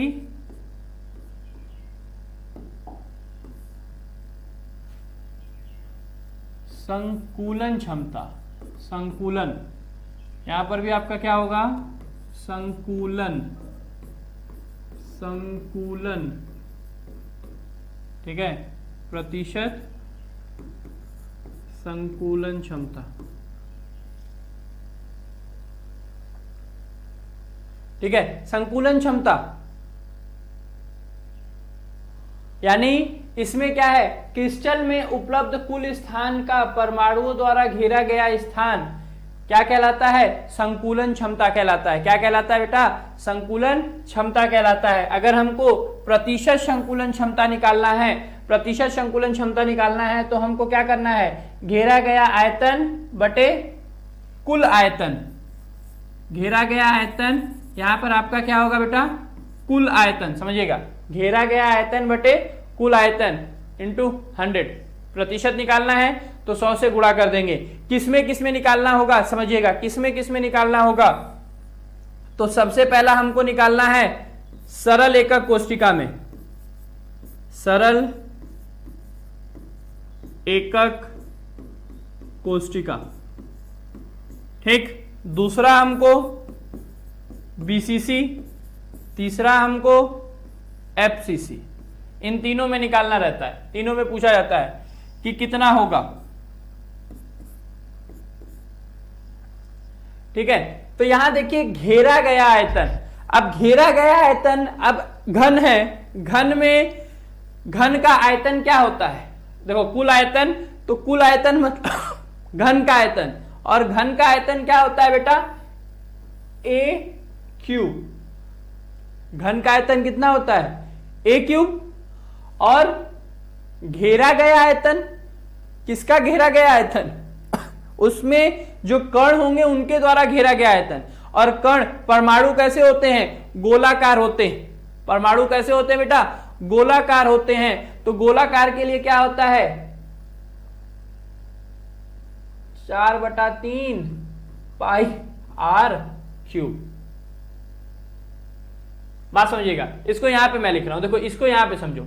घेरा गया आयतन तो परमाणु द्वारा घेरा गया होगा यानी जेड होगा, और एक परमाणु का आयतन जेड बराबर, जेड मतलब आयतन क्या होता है, 4/3 पाई आर क्यूब। z बराबर क्या होता है 4/3 पाई आर क्यूब। अब बटे में कुल आयतन, और कुल आयतन कितना होगा बेटा, घन है तो घन का आयतन हम कितना मानेंगे a क्यूब। कैसे मानेंगे अभी हम समझा रहे हैं, इंटू 100, इंटू क्या हो गया 100 हो गया। अब सरल वाला था तो सरल में क्या होगा बेटा, कुछ ऐसा होगा जो कि अभी आपको बना के दिखाया गया था। ये सरल एकक कोष्टिका, इसके आठों कोनों पर परमाणु उपस्थित होंगे, आठों कोनों पर परमाणु उपस्थित होंगे। ठीक है, तो ये वाला जो दूरी है, इस दूरी को, ये जो दूरी दिख रही है इसको मैं a मानता हूं। ये दूरी क्या होती है, a होती है। तो ये हो गया a गुणे a, लंबाई चौड़ाई ऊंचाई सब आपका क्या है a है। ये भी a होगा, ये भी आपका a होगा, और ये जो है आपका ये भी क्या होगा a होगा। तो लंबाई गुणे चौड़ाई गुणे ऊंचाई क्या है आपका a है। तो a क्यूब z बराबर 4/3 पाई आर क्यूब, ठीक है, इंटू 100। तो संकुलन क्षमता किसमें, एकक में, बीसीसी में और एफसीसी में, यहीं से निकालना है। ठीक है, और कैसे निकालना है तो वो समझिएगा। सरल एकक कोष्टिका में अभी हमने देखा z का मान 1 होता है। तो जब आप z का मान 1 रखोगे, z का मान 1 रखोगे इंटू 4/3 पाई आर क्यूब बटे में a क्यूब, और इंटू क्या कर दोगे 100 कर दोगे। तो यहां r और a के बीच में एक संबंध आता है बेटा, वो संबंध अभी हम आपको आगे दिखाएंगे। r और a के बीच में एक संबंध आता है, उस संबंध को यहां पे रखोगे, यानी r की जगह r का जो a के साथ संबंध होगा, यानी यहां पर a बराबर होता है 2r। a बराबर कितना होता है 2r, या r बराबर आप समझ सकते हो a/2, ये संबंध होता है। तो जहां पर a है वहां पर ये रख दो, या यार ये r की जगह a रख दो, a/2। तो जब आप a की जगह ये वाला मान रखोगे और इसको सॉल्व करोगे, हल करोगे, मान अभी आपको हम समझा देते हैं। तो ये जो सरल एकक कोष्टिका में प्रतिशत आता है वो कितना आता है, वो कितना आता है, तो आप यहां पे याद रखिएगा। मैं आपको निकाल के भी दिखा दे रहा हूं एक, बाकी मैं आपको समझा दूंगा, बाकी इसी फॉर्मूले पे आप रख लीजिएगा। क्या हो जाएगा बेटा, देखो 4/3 पाई आर क्यूब। तो पाई का मान आपका कितना होता है 3.14 या 22/7 ले लो, इंटू आर क्यूब बटे में a क्यूब। और a की जगह अभी मैंने बताया, a की जगह हमको क्या रखना है बेटा, यहां पर a बराबर होता है 2r। a बराबर कितना होता है 2r। तो a की जगह जब आप 2r रखोगे तो ये कितना हो जाएगा 8r क्यूब, और 8r क्यूब का मतलब r क्यूब से r क्यूब कट गया, इंटू 100 है आपका ये ना, r क्यूब से r क्यूब कट गया, 4 से ये कट गया 2 बार में, 4 से ये कट गया 2 बार में, यानी ये कितना हो गया 3.14 बटे में 6 गुणे 100, यानी 314 बटे में 6। और 314 बटे में 6 को आप सॉल्व कर लो, तो 6 × 30, 6 दूनी 12, यानी 52 आ गया, 2 बचा 20 हुआ, 6 × 18, ठीक है, 52.3333। बात समझ में आ रहा है। तो यानी जो, और प्रतिशत में है तो प्रतिशत में है तो प्रतिशत। यहां पर आपको बेटा a और r के बीच का संबंध पता रहेगा, a की जगह मान रखोगे और आपका आंसर आ जाएगा। बात समझ में आई कि नहीं, यहां किसी कोई दिक्कत। a और r के बीच का रिलेशन मैं अभी आपको लिखवा देता हूं। a और r के बीच का रिलेशन पता होगा, इसी फॉर्मूले में a की जगह a और r के बीच का रिलेशन यहां रख दो या यहां रख दो, हल करो, आंसर आ जाएगा। और कितना आएगा तो मैं आप सबके लिए यहां पे लिख देता हूं कि किसमें कितना प्रतिशत होता है, किसमें कितना प्रतिशत होता है। तो सरल एकक कोष्टिका में अभी आपने निकाला कितना होता है बेटा 52.33%। बीसीसी बीसीसी में बेटा 68% होता है। आप निकालोगे तो 68% के आसपास आएगा। ठीक है, कैसे निकालना है आपको बात समझ में आ गई। एफसीसी में निकालोगे तो एफसीसी में बेटा 74%। एफसीसी में कितना होता है संकुलन क्षमता 74%, मतलब 74% भाग घेरा गया होगा किसके द्वारा, अवयवी कणों के द्वारा। बीसीसी में 68% भाग घेरा गया होगा किसके द्वारा, अवयवी कणों के द्वारा। सरल एकक कोशिका 52.33 या फिर कुछ बुक में इसको डायरेक्ट 52% दिया होगा। ठीक है, तो इतना भाग घेरा गया होगा किसके द्वारा, सरल एकक कोशिका के द्वारा। यहां बात क्लियर है। चलिए आगे देखते हैं।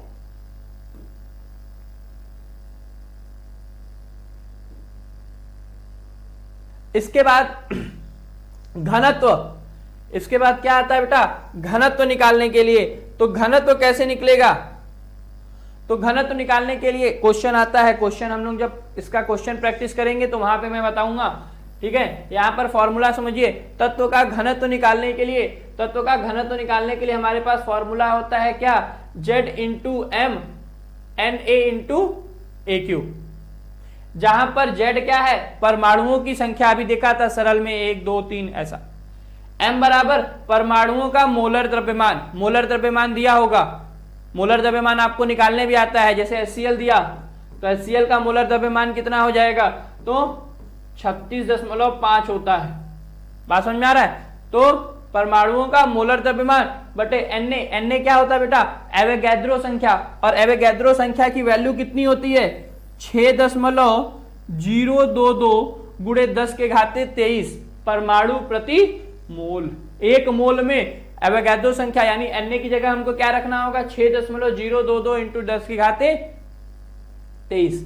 ए एकक सेल का आयतन। ये जो ए नहीं, ए क्यूब जो है, ये पूरा का पूरा ए क्यूब क्या है, एकल सेल का आयतन। अगर आपको क्वेश्चन में आयतन दिया रहेगा तो आप सीधे आयतन रखोगे, नहीं तो अगर ए का मान दिया रहेगा तो आप आयतन निकाल लोगे। ठीक है, तो ये आयतन का फॉर्मूला होता है घनत्व निकालने के लिए। क्या होता है बेटा, घनत्व निकालने के लिए किसका, क्रिस्टल संरचना में तत्वों का घनत्व कैसे निकलेगा। ये हम लोग जब क्वेश्चन प्रैक्टिस करेंगे तो वहां पे हम लोग को क्लियर हो जाएगा। आगे देखिए, मैंने जैसा कि बोला कि रिलेशन, तो रिलेशन क्या होता है, ए और आर के बीच में, ए और आर के बीच में रिलेशन क्या होता है बेटा, तो अगर सरल एकक कोशिका है तो R बराबर क्या होता है, a/2। R बराबर क्या होता है, मैंने बताया ना, R बराबर a/2, या फिर इसी को हम a बराबर क्या लिख सकते हैं, 2R। काय केंद्रित एकक कोशिका है, कौन सा है बेटा, काय केंद्रित एकक या अंतः केंद्रित, अंतः या काय दोनों कहा जाता है उसको, तो अंतः या काय, अंतः या काय। काय केंद्रित एकक कोशिका है तो R बराबर a√3/4, या a बराबर क्या हो जाएगा, 4R बटे में √3। उसी तरीके से फलक केंद्रित में a और R के बीच में क्या रिलेशन होता है, तो R बराबर a√2/4, या फिर आप इसको a बराबर क्या लिख सकते हो, 4/√2R।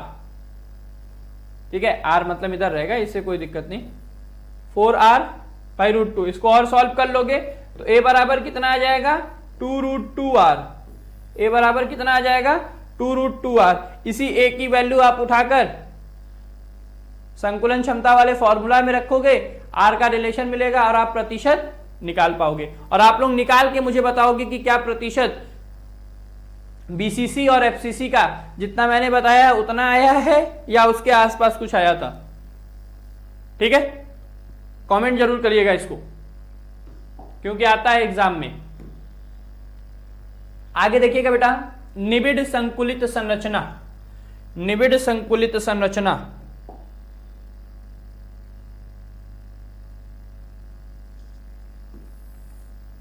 निबिड़ संकुलित संरचना यानी जब अवयवी कण पास पास जुड़ते हैं तो उनसे जो संरचना का निर्माण होता है उसको कहा जाता है निबिड़ संकुलित संरचना। और निबिड़ संकुलित संरचना कितने प्रकार की होती है, तो एक विमीय निबिड़ संकुलित संरचना, द्विविमीय निबिड़ संकुलित संरचना और त्रिविमीय निबिड़ संकुलित संरचना, यानी एक बीमा में, दो बीमा में और तीन बीमा में, एक directional, to directional, 3D, 1D 2D 3D पढ़ा ना आपने, वही।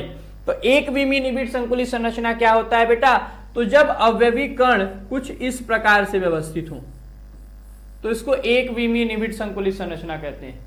द्विविमीय निबिड़ संकुलित संरचना क्या होगा, तो द्विविमीय निबिड़ संकुलित संरचना दो प्रकार का है, वर्ग निबिड़ संकुलित संरचना और षटकोणीय निबिड़ संकुलित संरचना।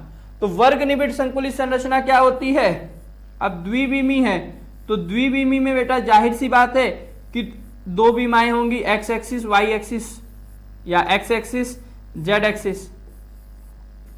तो जब एक बीमा की परत को दूसरे बीमा की परत में ठीक एक दूसरे के नीचे रखा जाता है तो वर्ग निबिड़ संकुलित संरचना का निर्माण होता है। और इसको वर्ग निबिड़ क्यों कहा गया, क्योंकि आप देखोगे किसी एक से जुड़े हुए गोले जो हैं अगर आप उनको मिलाओ, जैसे ये देखो जो एक दूसरे से जुड़े हुए जो गोले हैं, एक से चार जुड़ा होगा और आप इसको मिला दो तो यहाँ पे वर्ग की संरचना बन रही है, इसीलिए इसको वर्ग निबिड़ संरचना कहा जाता है। षटकोणीय संकुलन यानी षटकोणीय निबिड़ संकुलित संरचना क्या हो जाएगी, तो षटकोणीय में क्या हो जाएगा, जब एक विमाओं को कुछ इस प्रकार से व्यवस्थित किया जाता है, मतलब एक कण दूसरे के कहां होंगे बेटा, गर्त में उपस्थित होंगे। कहां उपस्थित होंगे, गर्त में उपस्थित होंगे, तो इससे बनी संरचना को क्या कहा जाएगा, षटकोणीय निबिड़ संकुलित संरचना। अब षटकोणीय क्यों कहा गया, तो आप यहां पर भी देखो एक परमाणु से जुड़े जो परमाणु है, एक ये है, एक ये है, एक ये है,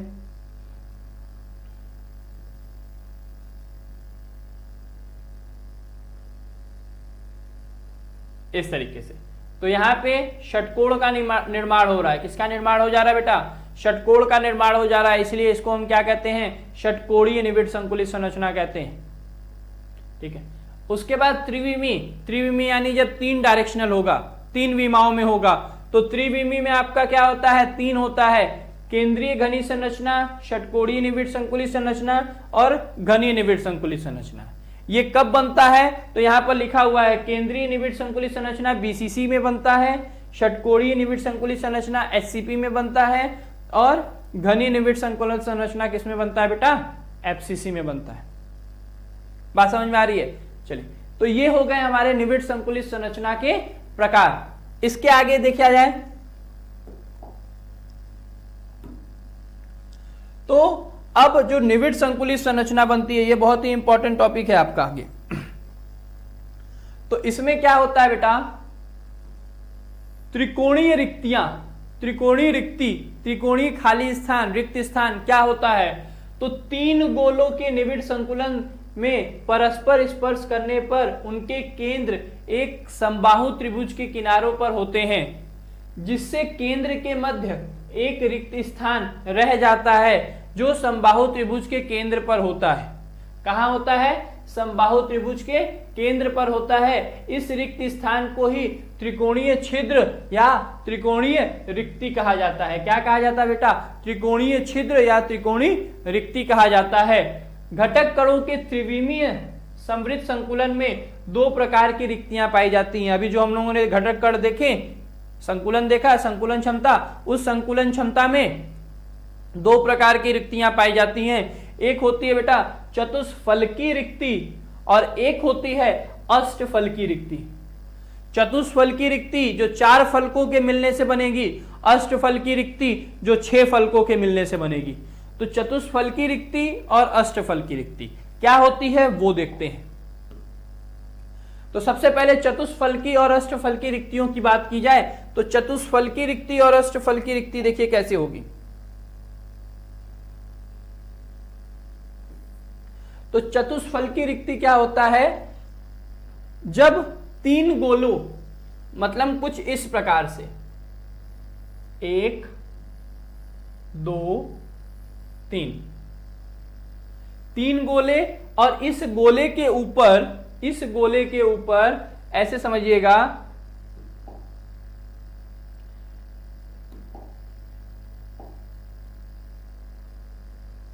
इस गोले के ऊपर एक और गोला होगा, इस तरीके से कुछ।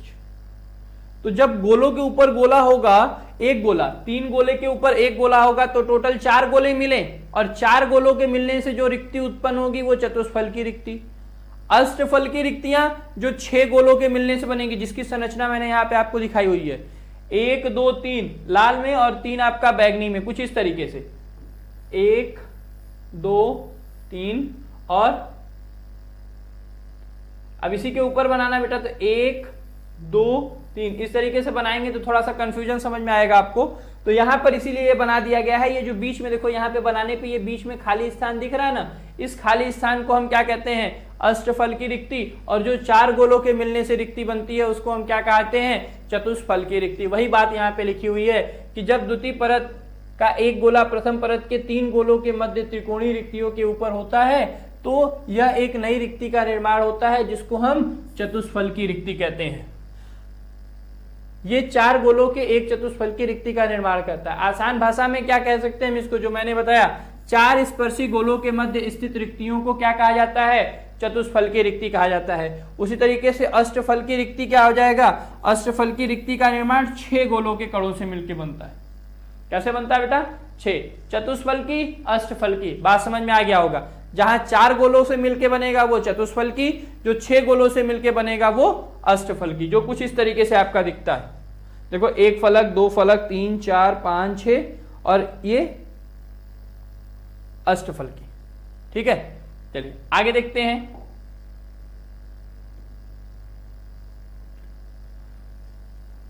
ठीक है, वही चीज है जो भी मैंने बताया कि 6 गोलों के निर्माण से, आसान भाषा में हम क्या कह सकते हैं, 6 गोलों के मध्य स्थित रिक्तियों को, 6 गोलों के मध्य स्थित रिक्तियों को अष्टफल की रिक्तियां कहते हैं।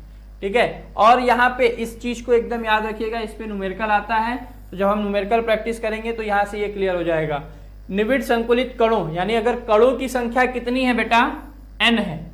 अगर कितने कण उपस्थित हैं, n कण उपस्थित हैं, तो अष्टफल की रिक्तियों की संख्या कितनी होगी, n होगी।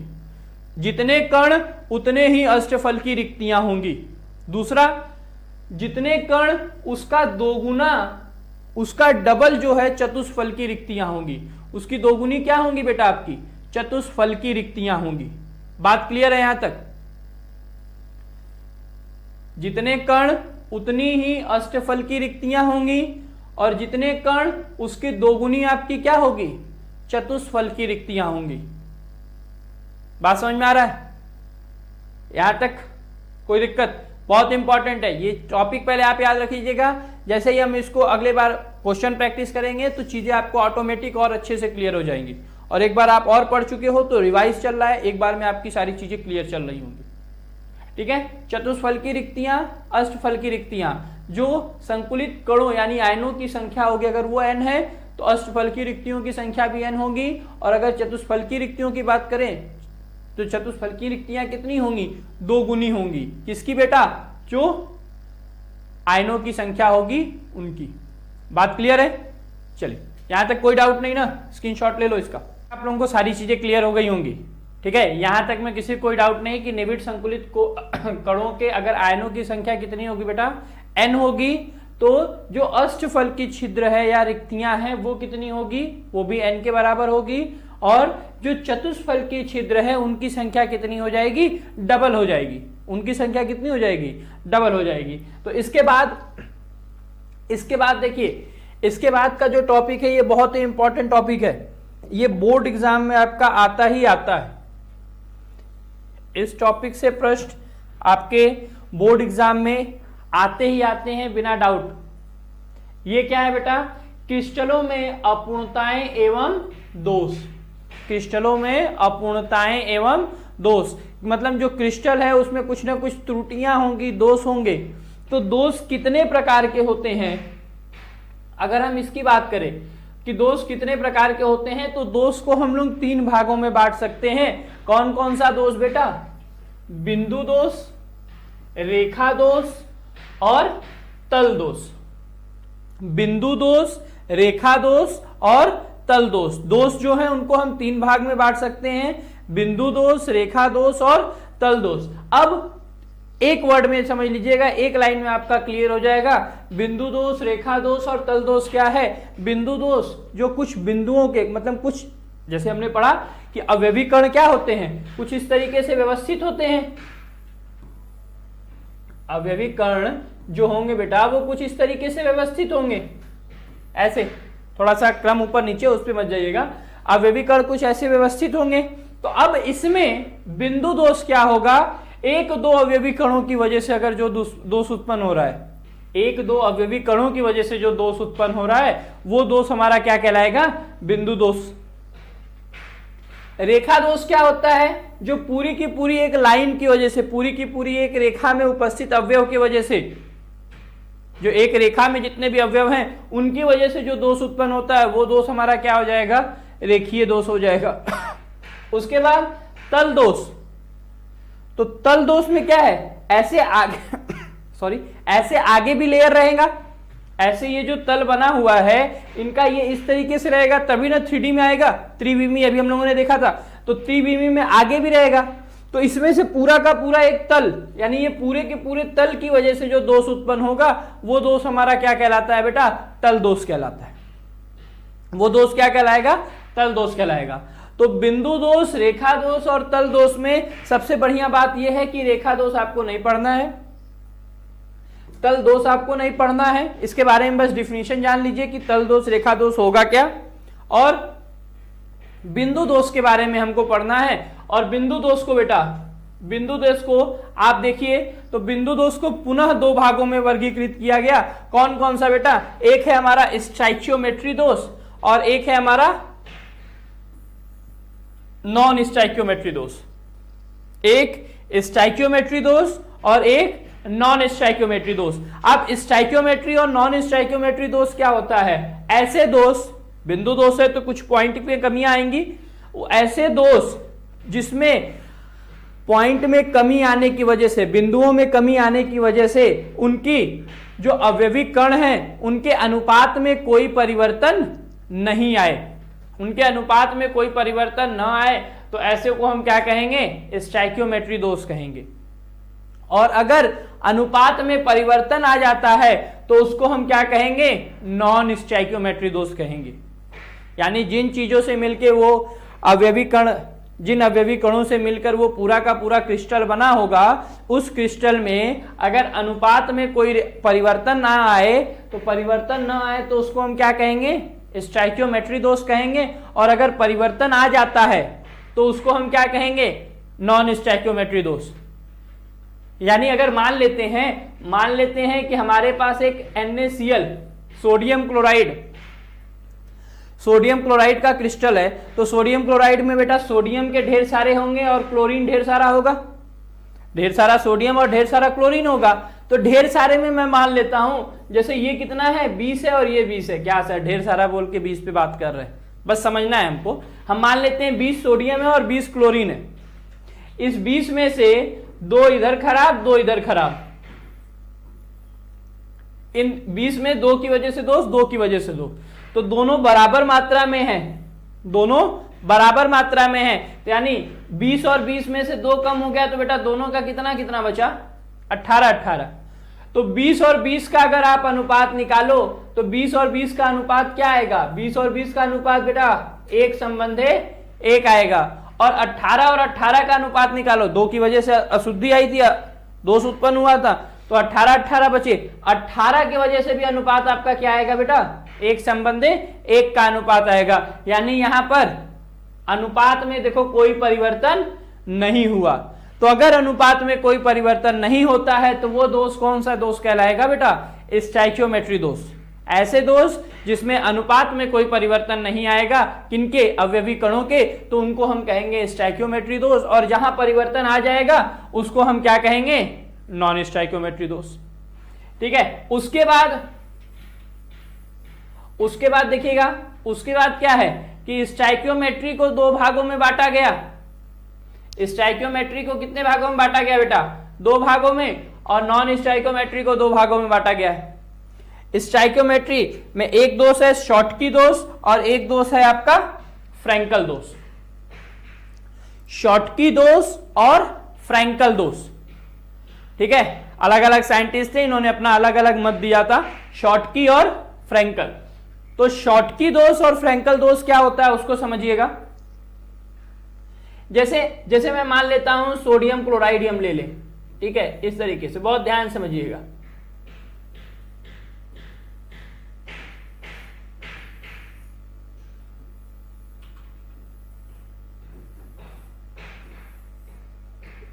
ठीक है, सोडियम क्लोराइड। तो सोडियम क्लोराइड में जैसे आप मान लो यहां पे एक Na जो कि प्लस का चार्ज रखेगा, यहां पर Cl माइनस का चार्ज रखेगा, एक प्लस एक माइनस, एक प्लस एक माइनस, ये प्लस है तो इसके नीचे माइनस वाला होना चाहिए, तो यहां क्या होगा Cl माइनस। फिर यहां Na प्लस होता, वो नहीं है, वो कहीं घूमने गया। वो कहां गया बेटा, कहीं घूमने गया है। यहां पर Cl माइनस, यहां पर Na प्लस, यहां पर Na प्लस, यहां Cl माइनस, यहां वाला Na प्लस कहीं घूमने गया और यहां पे हमारा क्या हो गया Cl माइनस। बात समझ में आ रहा? तो अब ऐसे दोष जिसमें अवयवी कण अपना जालक स्थान यानी जालक बिंदु छोड़कर कहीं चले जाते हैं, कहां चले जाते हैं वो हमको बता के नहीं जाते, वो हम नहीं बता सकते। वो अपना जालक बिंदु छोड़कर क्या हो, कहीं चले गए, बाहर निकल गए, उनको कहीं से ऊर्जा मिली, वो वहां से गायब हो गए। तो गायब हो गए, तो अब देखो कैसे गायब हुए। जितना धन गायब हुआ उतना ही ऋण गायब हुआ। जितना धनात्मक यौगिक गायब हुआ है, धनात्मक तत्व गायब हुआ है, उतना ही ऋणात्मक तत्व गायब हुआ है उस यौगिक में से। जैसे एक Na प्लस और एक, अच्छा, थोड़ा सा मिस्टेक है। देखिए यहां पर दोनों में से हमको क्या करना होगा, दोनों में मैंने Na गायब कर दिया है, एक Na गायब है यहां से, तो एक आपका क्या गायब होगा, Cl गायब होगा। अब इसको फिर से देखिए, एक बार फिर से देख लीजिए।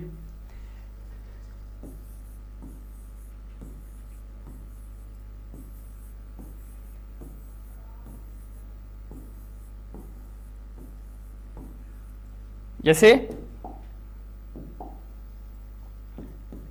Na plus Cl minus, Na plus Cl minus, Cl minus, अब Na प्लस गायब, Cl माइनस, Na प्लस, ठीक है, यहाँ Na प्लस Cl माइनस गायब कर देते हैं, फिर आपका Na प्लस और Cl माइनस, ठीक है। उसमें थोड़ा सा मिस्टेक था, कहीं से भी गायब हो सकता है, बात समझिएगा, गायब कहीं से भी हो सकता है, बस अंतर इतना हो कि जितनी मात्रा में धनायन उतनी ही मात्रा में ऋणायन भी गायब होंगे। तो जो धन आयन और ऋणायन गायब होंगे तो ऐसे दोष को हम क्या कहेंगे बेटा, शॉटकी दोष कहेंगे। ऐसे दोष को क्या कहेंगे, शॉटकी दोष कहेंगे। और आप इसमें देखिए कि अनुपात में कोई परिवर्तन नहीं है, क्योंकि अभी जो मैंने समझाया, माना हमने कि पहले 20 धनायन थे और 20 ऋणायन थे, अब दोनों बराबर मात्रा में गायब हो रहे हैं ना, तो बराबर मात्रा में दोनों एक एक कम हो गए हैं, तो 19-19 दोनों बचेगा। तो दोनों ही अवस्थाओं में अनुपात कितना आएगा, 1:1 का अनुपात आएगा। बात क्लियर है? तो अनुपात में कोई परिवर्तन नहीं, यानी स्टोइकियोमेट्री है। और कैसे अनुपात में परिवर्तन नहीं है, क्या अवयवीकरण अपने जालक स्थल को छोड़कर घूमने चले गए हैं। अब इसको रिक्तिका दोष भी कहा जाता है। देखो गायब हो गए ना तो जगह खाली हो गया, गायब हो गए तो जगह क्या हो गया बेटा, खाली हो गया, तो इसको हम रिक्तिका दोष भी कहते हैं, ठीक है। उसी तरीके से फ्रैंकल दोष, फ्रैंकल दोष में क्या होता है, फ्रैंकल दोष में क्या होता है वो समझिएगा। फ्रैंकल दोष में क्या होता है, ये हमारे अवयवी कण होंगे कुछ इस प्रकार से,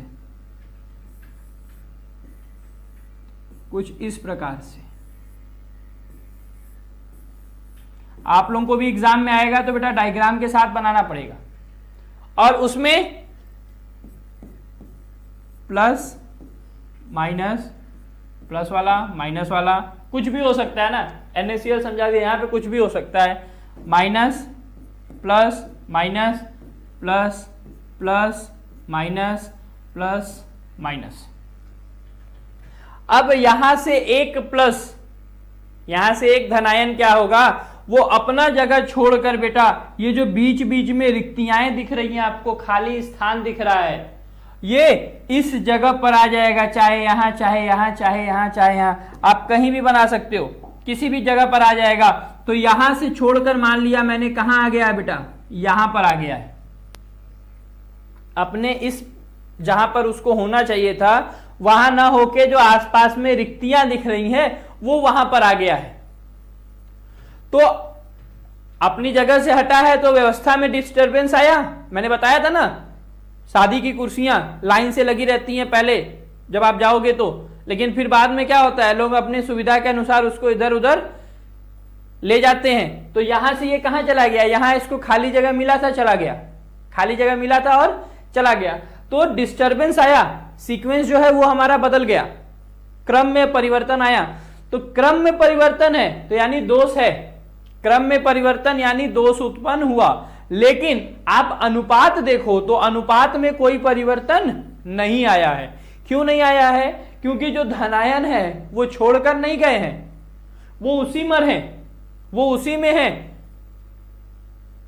तो इस प्रकार के दोष जिसमें धनायन अपनी जगह छोड़कर अंतरकाशीय स्थल पर चले जाते हैं। कहां चले जाते हैं बेटा, अंतरकाशीय स्थल, वो जो अवयवी कणों के बीच का पोजीशन, बीच का खाली जगह होता है, उस जगह को, ये जो जगह दिख रहा है आपको, ये वाला ये वाला ये वाला, ये जो जगह दिख रहा है, इस जगह को कहा जाता है अंतरकाशीय स्थल।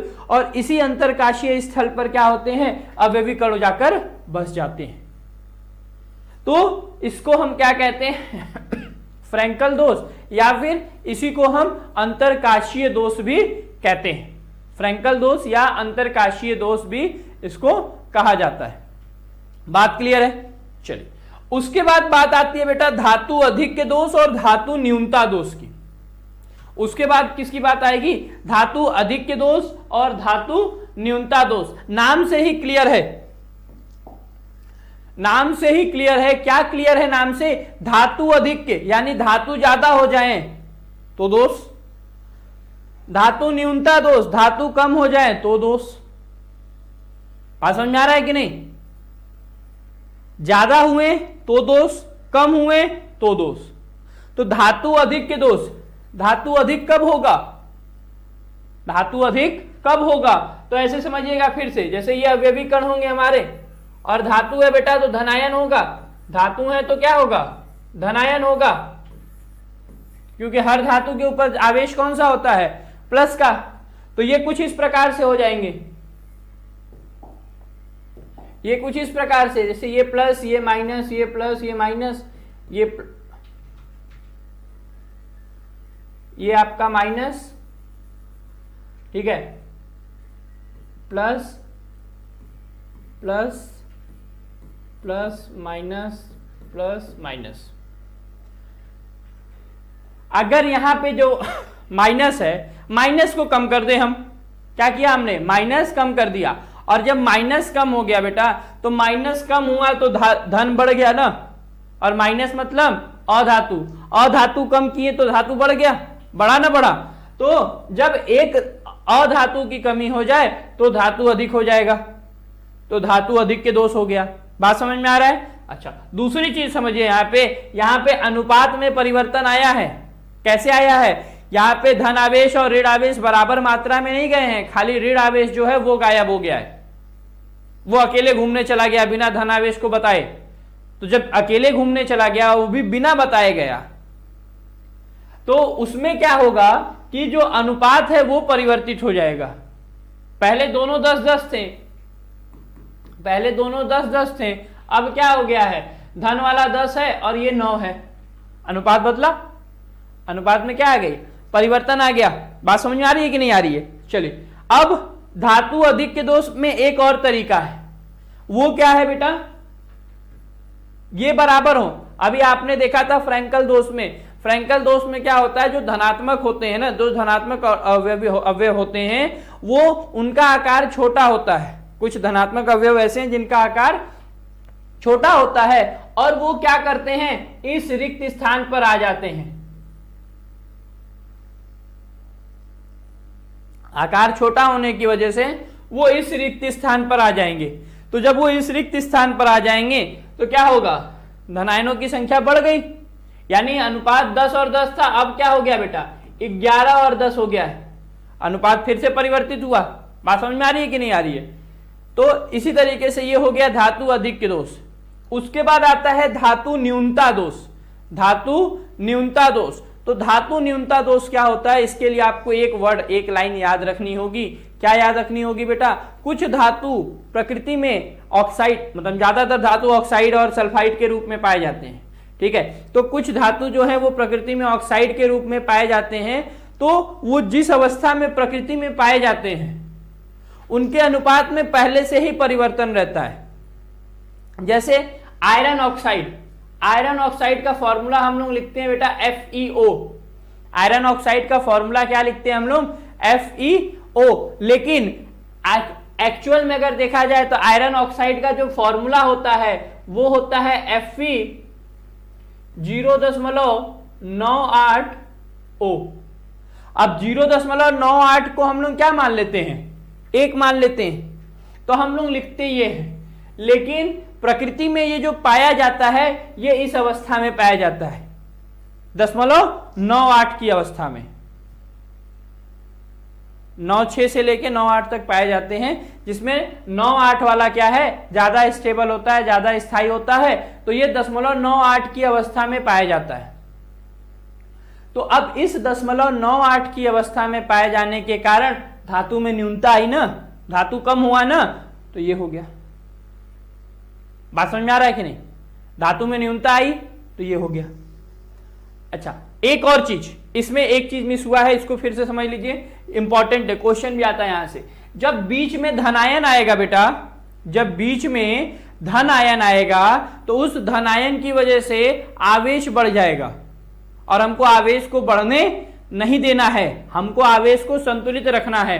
तो उस आवेश को संतुलित रखने के लिए इसी के आसपास वाले किसी अंतरकाशीय स्थल पर क्या आ जाएगा, इलेक्ट्रॉन आ जाएगा। क्या आ जाएगा, इलेक्ट्रॉन आ जाएगा। तो जिसकी वजह से ये धन और ये ऋण मिलके आवेश को क्या कर देंगे, संतुलित कर देंगे। ठीक है, यहां पर आयरन ऑक्साइड, यहां पर क्या होगा, यहां पर समझ लीजिएगा इसको भी।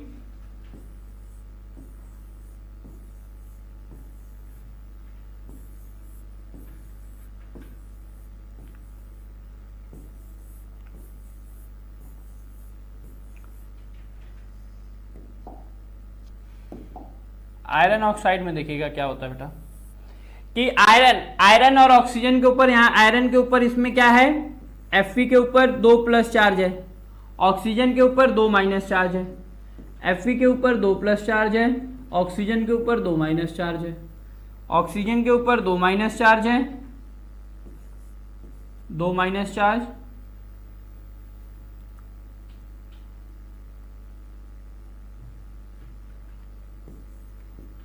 Fe 2 plus charge, oxygen 2 minus charge, Fe 3 plus charge, और यहाँ पर भी Fe 3 प्लस चार्ज और ऑक्सीजन 2 माइनस चार्ज। यहां से मैंने बोला ना आयरन की कमी होती है, तो कमी मतलब आयरन कम होगा, और आयरन कम हुआ, मान लेते हैं एक आयरन कम है, तो एक आयरन कम हुआ, तो जैसे ही एक आयरन कम होगा तो 2 प्लस चार्ज कम हो जाएंगे। लेकिन आवेश बदलना नहीं चाहिए। आवेश किसी भी यौगिक में, आप जानते हो कोई भी यौगिक कैसा होता है बेटा, उदासीन होता है। तो आपको एक बात पता होगी, नहीं पता है तो याद रख लीजिए कि आयरन जो है Fe 2 प्रकार की ऑक्सीकरण अवस्था प्रदर्शित करता है, एक +2 वाली और एक +3 वाली। तो जो एक आयरन, यानी जो कुछ अनुपात में आयरन कम है, कुछ परसेंटेज कम है, वो जो कम हुए हैं उसकी वजह से आसपास वाले आयरन जो हैं वो +3 ऑक्सीकरण अवस्था दिखाने लगते हैं। तो देखो एक कम था तो 2 पे +3 ऑक्सीकरण अवस्था आ गई, एक कम था तो 2 पे क्या आ गया, +3 ऑक्सीकरण अवस्था आ गई, और सारे आवेश बराबर हैं। और रेशियो देखा जाए, अनुपात देखा जाएगा तो यहां अनुपात बराबर नहीं होगा, किसका बेटा, आयरन और ऑक्सीजन का। तो ऐसे को क्या कहा जाता है, धातु न्यूनता दोष। जहां पर धातु की कमी आती है, जिसमें धातुओं में कमी आती है, उसको क्या कहते हैं हम, धातु न्यूनता दोष कहते हैं। यहां तक बात क्लियर है। अगर कोई भी डाउट है अभी तक में अगर आपको कोई भी डाउट है, जिस पॉइंट में डाउट है, आप उसको कमेंट बॉक्स में भेजिए। कमेंट बॉक्स में उसको पढ़ा जाएगा और बताया जाएगा। लाइव चैट में नहीं। लाइव चैट में इसलिए नहीं क्योंकि लाइव चैट में आपके जो क्वेश्चंस रहते हैं उससे ज्यादा एक्स्ट्रा चैट रहते हैं, तो उसमें हम एक एक पॉइंट, अब सारे चैट को तो देखा नहीं जा सकता। तो अगर किसी पॉइंट में डाउट है तो आप वो कमेंट करो कि सर इस पॉइंट को एक बार फिर से बता दीजिए, समझा दीजिए, आपको वहीं पे डाउट क्लियर कराया जाएगा। ठीक है, चलिए इसके आगे देखा जाए।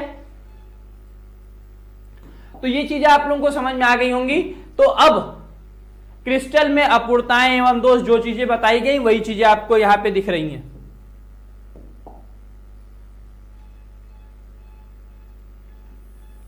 जो चीजें बताया गया है वही चीजें, थोड़ी सी 2-3 लाइनें लिख दी हैं मैंने कि जो आपको समझ में आ जाए। वैसे तो आप लोग खुद ही समझदार हो। ठीक है, तो क्या है क्रिस्टल में अपूर्णताएं एवं दोष, तो लगभग सभी क्रिस्टलों में अल्प अपूर्णताएं या दोष अवश्य होते हैं। जाहिर सी बात है ना, कोई भी सर्वगुण संपन्न नहीं हो सकता, उसमें कुछ ना कुछ कमियां होंगी। कोई है क्या सर्वगुण संपन्न? है तो जल्दी रिप्लाई करिएगा कि सर हम सर्वगुण संपन्न हैं। ठीक है, तो लगभग सभी क्रिस्टलों में अल्प अपूर्णताएं या दोष अवश्य होते हैं। क्रिस्टलों में मुख्य निम्नलिखित इस प्रकार से हैं। कौन कौन सा बेटा? बिंदु दोष। क्रिस्टलों में एक परमाणु या आयन स्थल या कुछ जालक स्थलों पर दोष बिंदु दोष कहलाता है। 1-2 पॉइंट से गायब थे तो वो क्या था? बिंदु दोष। और क्रिस्टल में जालक स्थलों से परमाणुओं की पंक्तियों का विस्थापन, पूरी की पूरी पंक्ति गायब हो गई, पूरी की पूरी लाइन गायब हो गई। तो पूरी की पूरी अगर लाइन गायब हो गई तो उसकी वजह से जो दोष आएगा उसको हम क्या कहेंगे बेटा? रेखा दोष। क्या कहेंगे? रेखा। एक्टर नहीं, लाइन वाली रेखा है बेटा। ठीक है। तल दोष। तल दोष में क्या होगा? क्रिस्टल में परमाणुओं के संपूर्ण तलों का विस्थापन हो जाए, पूरे के पूरे तल ही गायब हो जाए, पूरा का पूरा क्या हो जाए? तल ही गायब हो जाए, तो वो क्या कहलाएगा बेटा? तल दोष। यहां तक बात क्लियर है? चलिए आगे देखिए। बिंदु दोष अभी देख ही लिया। बिंदु दोष के प्रकार 2 प्रकार के होते हैं बेटा। कौन कौन से? स्टैक्योमेट्री दोष, जिसको हम रस समीकरण दोष भी कहते हैं, और नॉन स्टैक्योमेट्री दोष, जिसको हम अरस समीकरण भी कहते हैं। इससे ज्यादा आसान यही है, स्टैक्योमेट्री और नॉन स्टैक्योमेट्री। तो स्टैक्योमेट्री दोष क्या होता है? तो ऐसा दोष, स्टैक्योमेट्री दोष क्या होगा बेटा? जहां अनुपात में परिवर्तन ना हो, जहां अनुपात में परिवर्तन ना हो। किस चीज के अनुपात में? वह दोष जिसके कारण क्रिस्टल में उपस्थित धनायनों तथा ऋणायनों के अनुपात परिवर्तित नहीं होते हैं। इस प्रकार के दोष को हम क्या कहते हैं बेटा? स्टैक्योमेट्री दोष या रस समीकरण दोष कहते हैं। ठीक है, जहां अनुपात में कोई परिवर्तन नहीं उसको हम क्या कहेंगे? स्टैक्योमेट्री दोष कहेंगे। चलिए आगे देखिएगा। स्टैक्योमेट्री दोष में 2 प्रकार थे। कौन कौन सा बेटा? शॉटकी और फ्रैंकल। तो शॉटकी दोष आपके सामने है।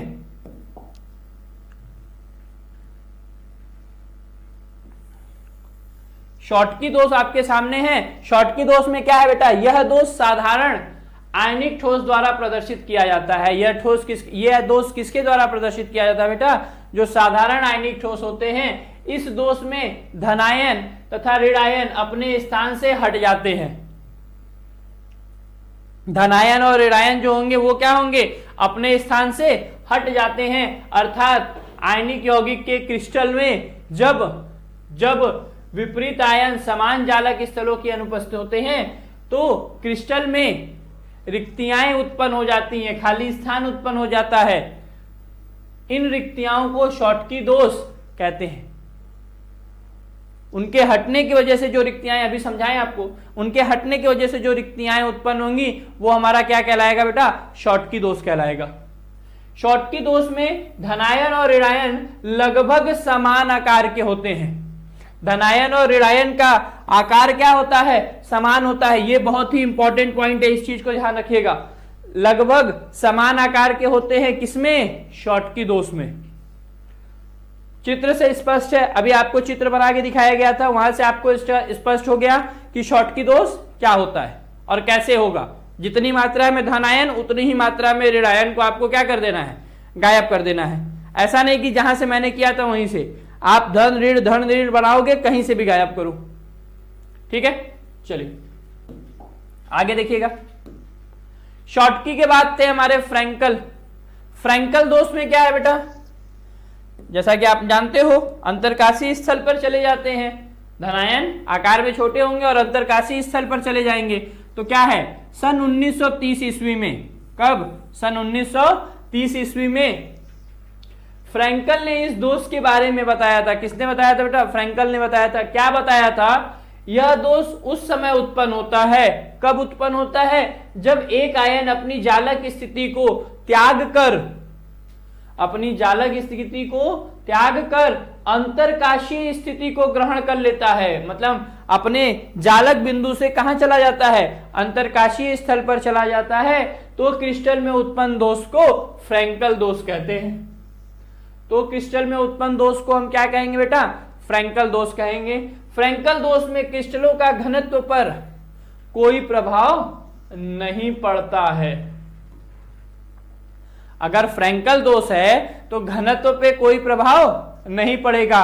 और ये बताइए कि शॉटकी दोष में घनत्व पर प्रभाव पड़ेगा या नहीं पड़ेगा? जल्दी से कमेंट कीजिए कि शॉटकी दोष में घनत्व पर प्रभाव पड़ेगा कि नहीं पड़ेगा। फ्रैंकल में तो नहीं पड़ता, लिखा हुआ है घनत्व पर कोई प्रभाव नहीं पड़ता है। तो क्या शॉटकी में पड़ता है? तो यहां पे प्रभाव नहीं पड़ेगा। क्यों नहीं पड़ेगा बेटा? क्योंकि अवयवी कण उस जालक बिंदु को छोड़कर नहीं गए हैं, वो उसी जालक में बिंदु की जगह कहां चले गए हैं? अंतरकाशीय स्थल पर चले गए हैं अभी वहीं। बस अंतर क्या है कि पहले सामने थे, अब कोने में आ गए हैं। पहले सामने बैठे थे एकदम फेस टू फेस, लेकिन अब क्या है?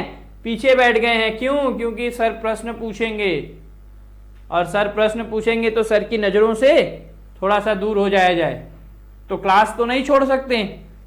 इसीलिए क्या किए हैं? दो लोगों के बीच में आके बैठ गए हैं, दो आगे दो पीछे, उनके बीच में बैठे हैं कि सर हमको देख ना पाए। लेकिन ऐसा तो है नहीं कि वो है नहीं, वहां पर हैं। तो घनत्व पर कोई प्रभाव यहां नहीं पड़ता है, लेकिन शॉटकी दोष में घनत्व पर प्रभाव पड़ता है। क्यों पड़ता है बेटा? क्योंकि वो अपनी जालक स्थल को छोड़कर चले जाते हैं। बात क्लियर है? चलिए, नॉन स्टाइचियोमेट्री दोष। नॉन स्टाइचियोमेट्री दोष क्या होता है? जहां अनुपात परिवर्तित होगा। अभी आप लोगों को समझा दिया गया।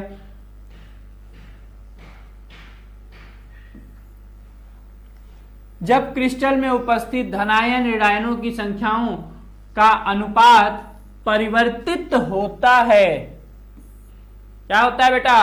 अनुपात में परिवर्तन हो। तो अगर अनुपात परिवर्तित हो रहा है तो ऐसे से इस कारण जो उत्पन्न दोष होगा, उस दोष को हम क्या कहेंगे? नॉन स्टाइचियोमेट्री दोष कहेंगे। यह दो प्रकार के थे, धातु अधिक्य और धातु न्यूनता दोष।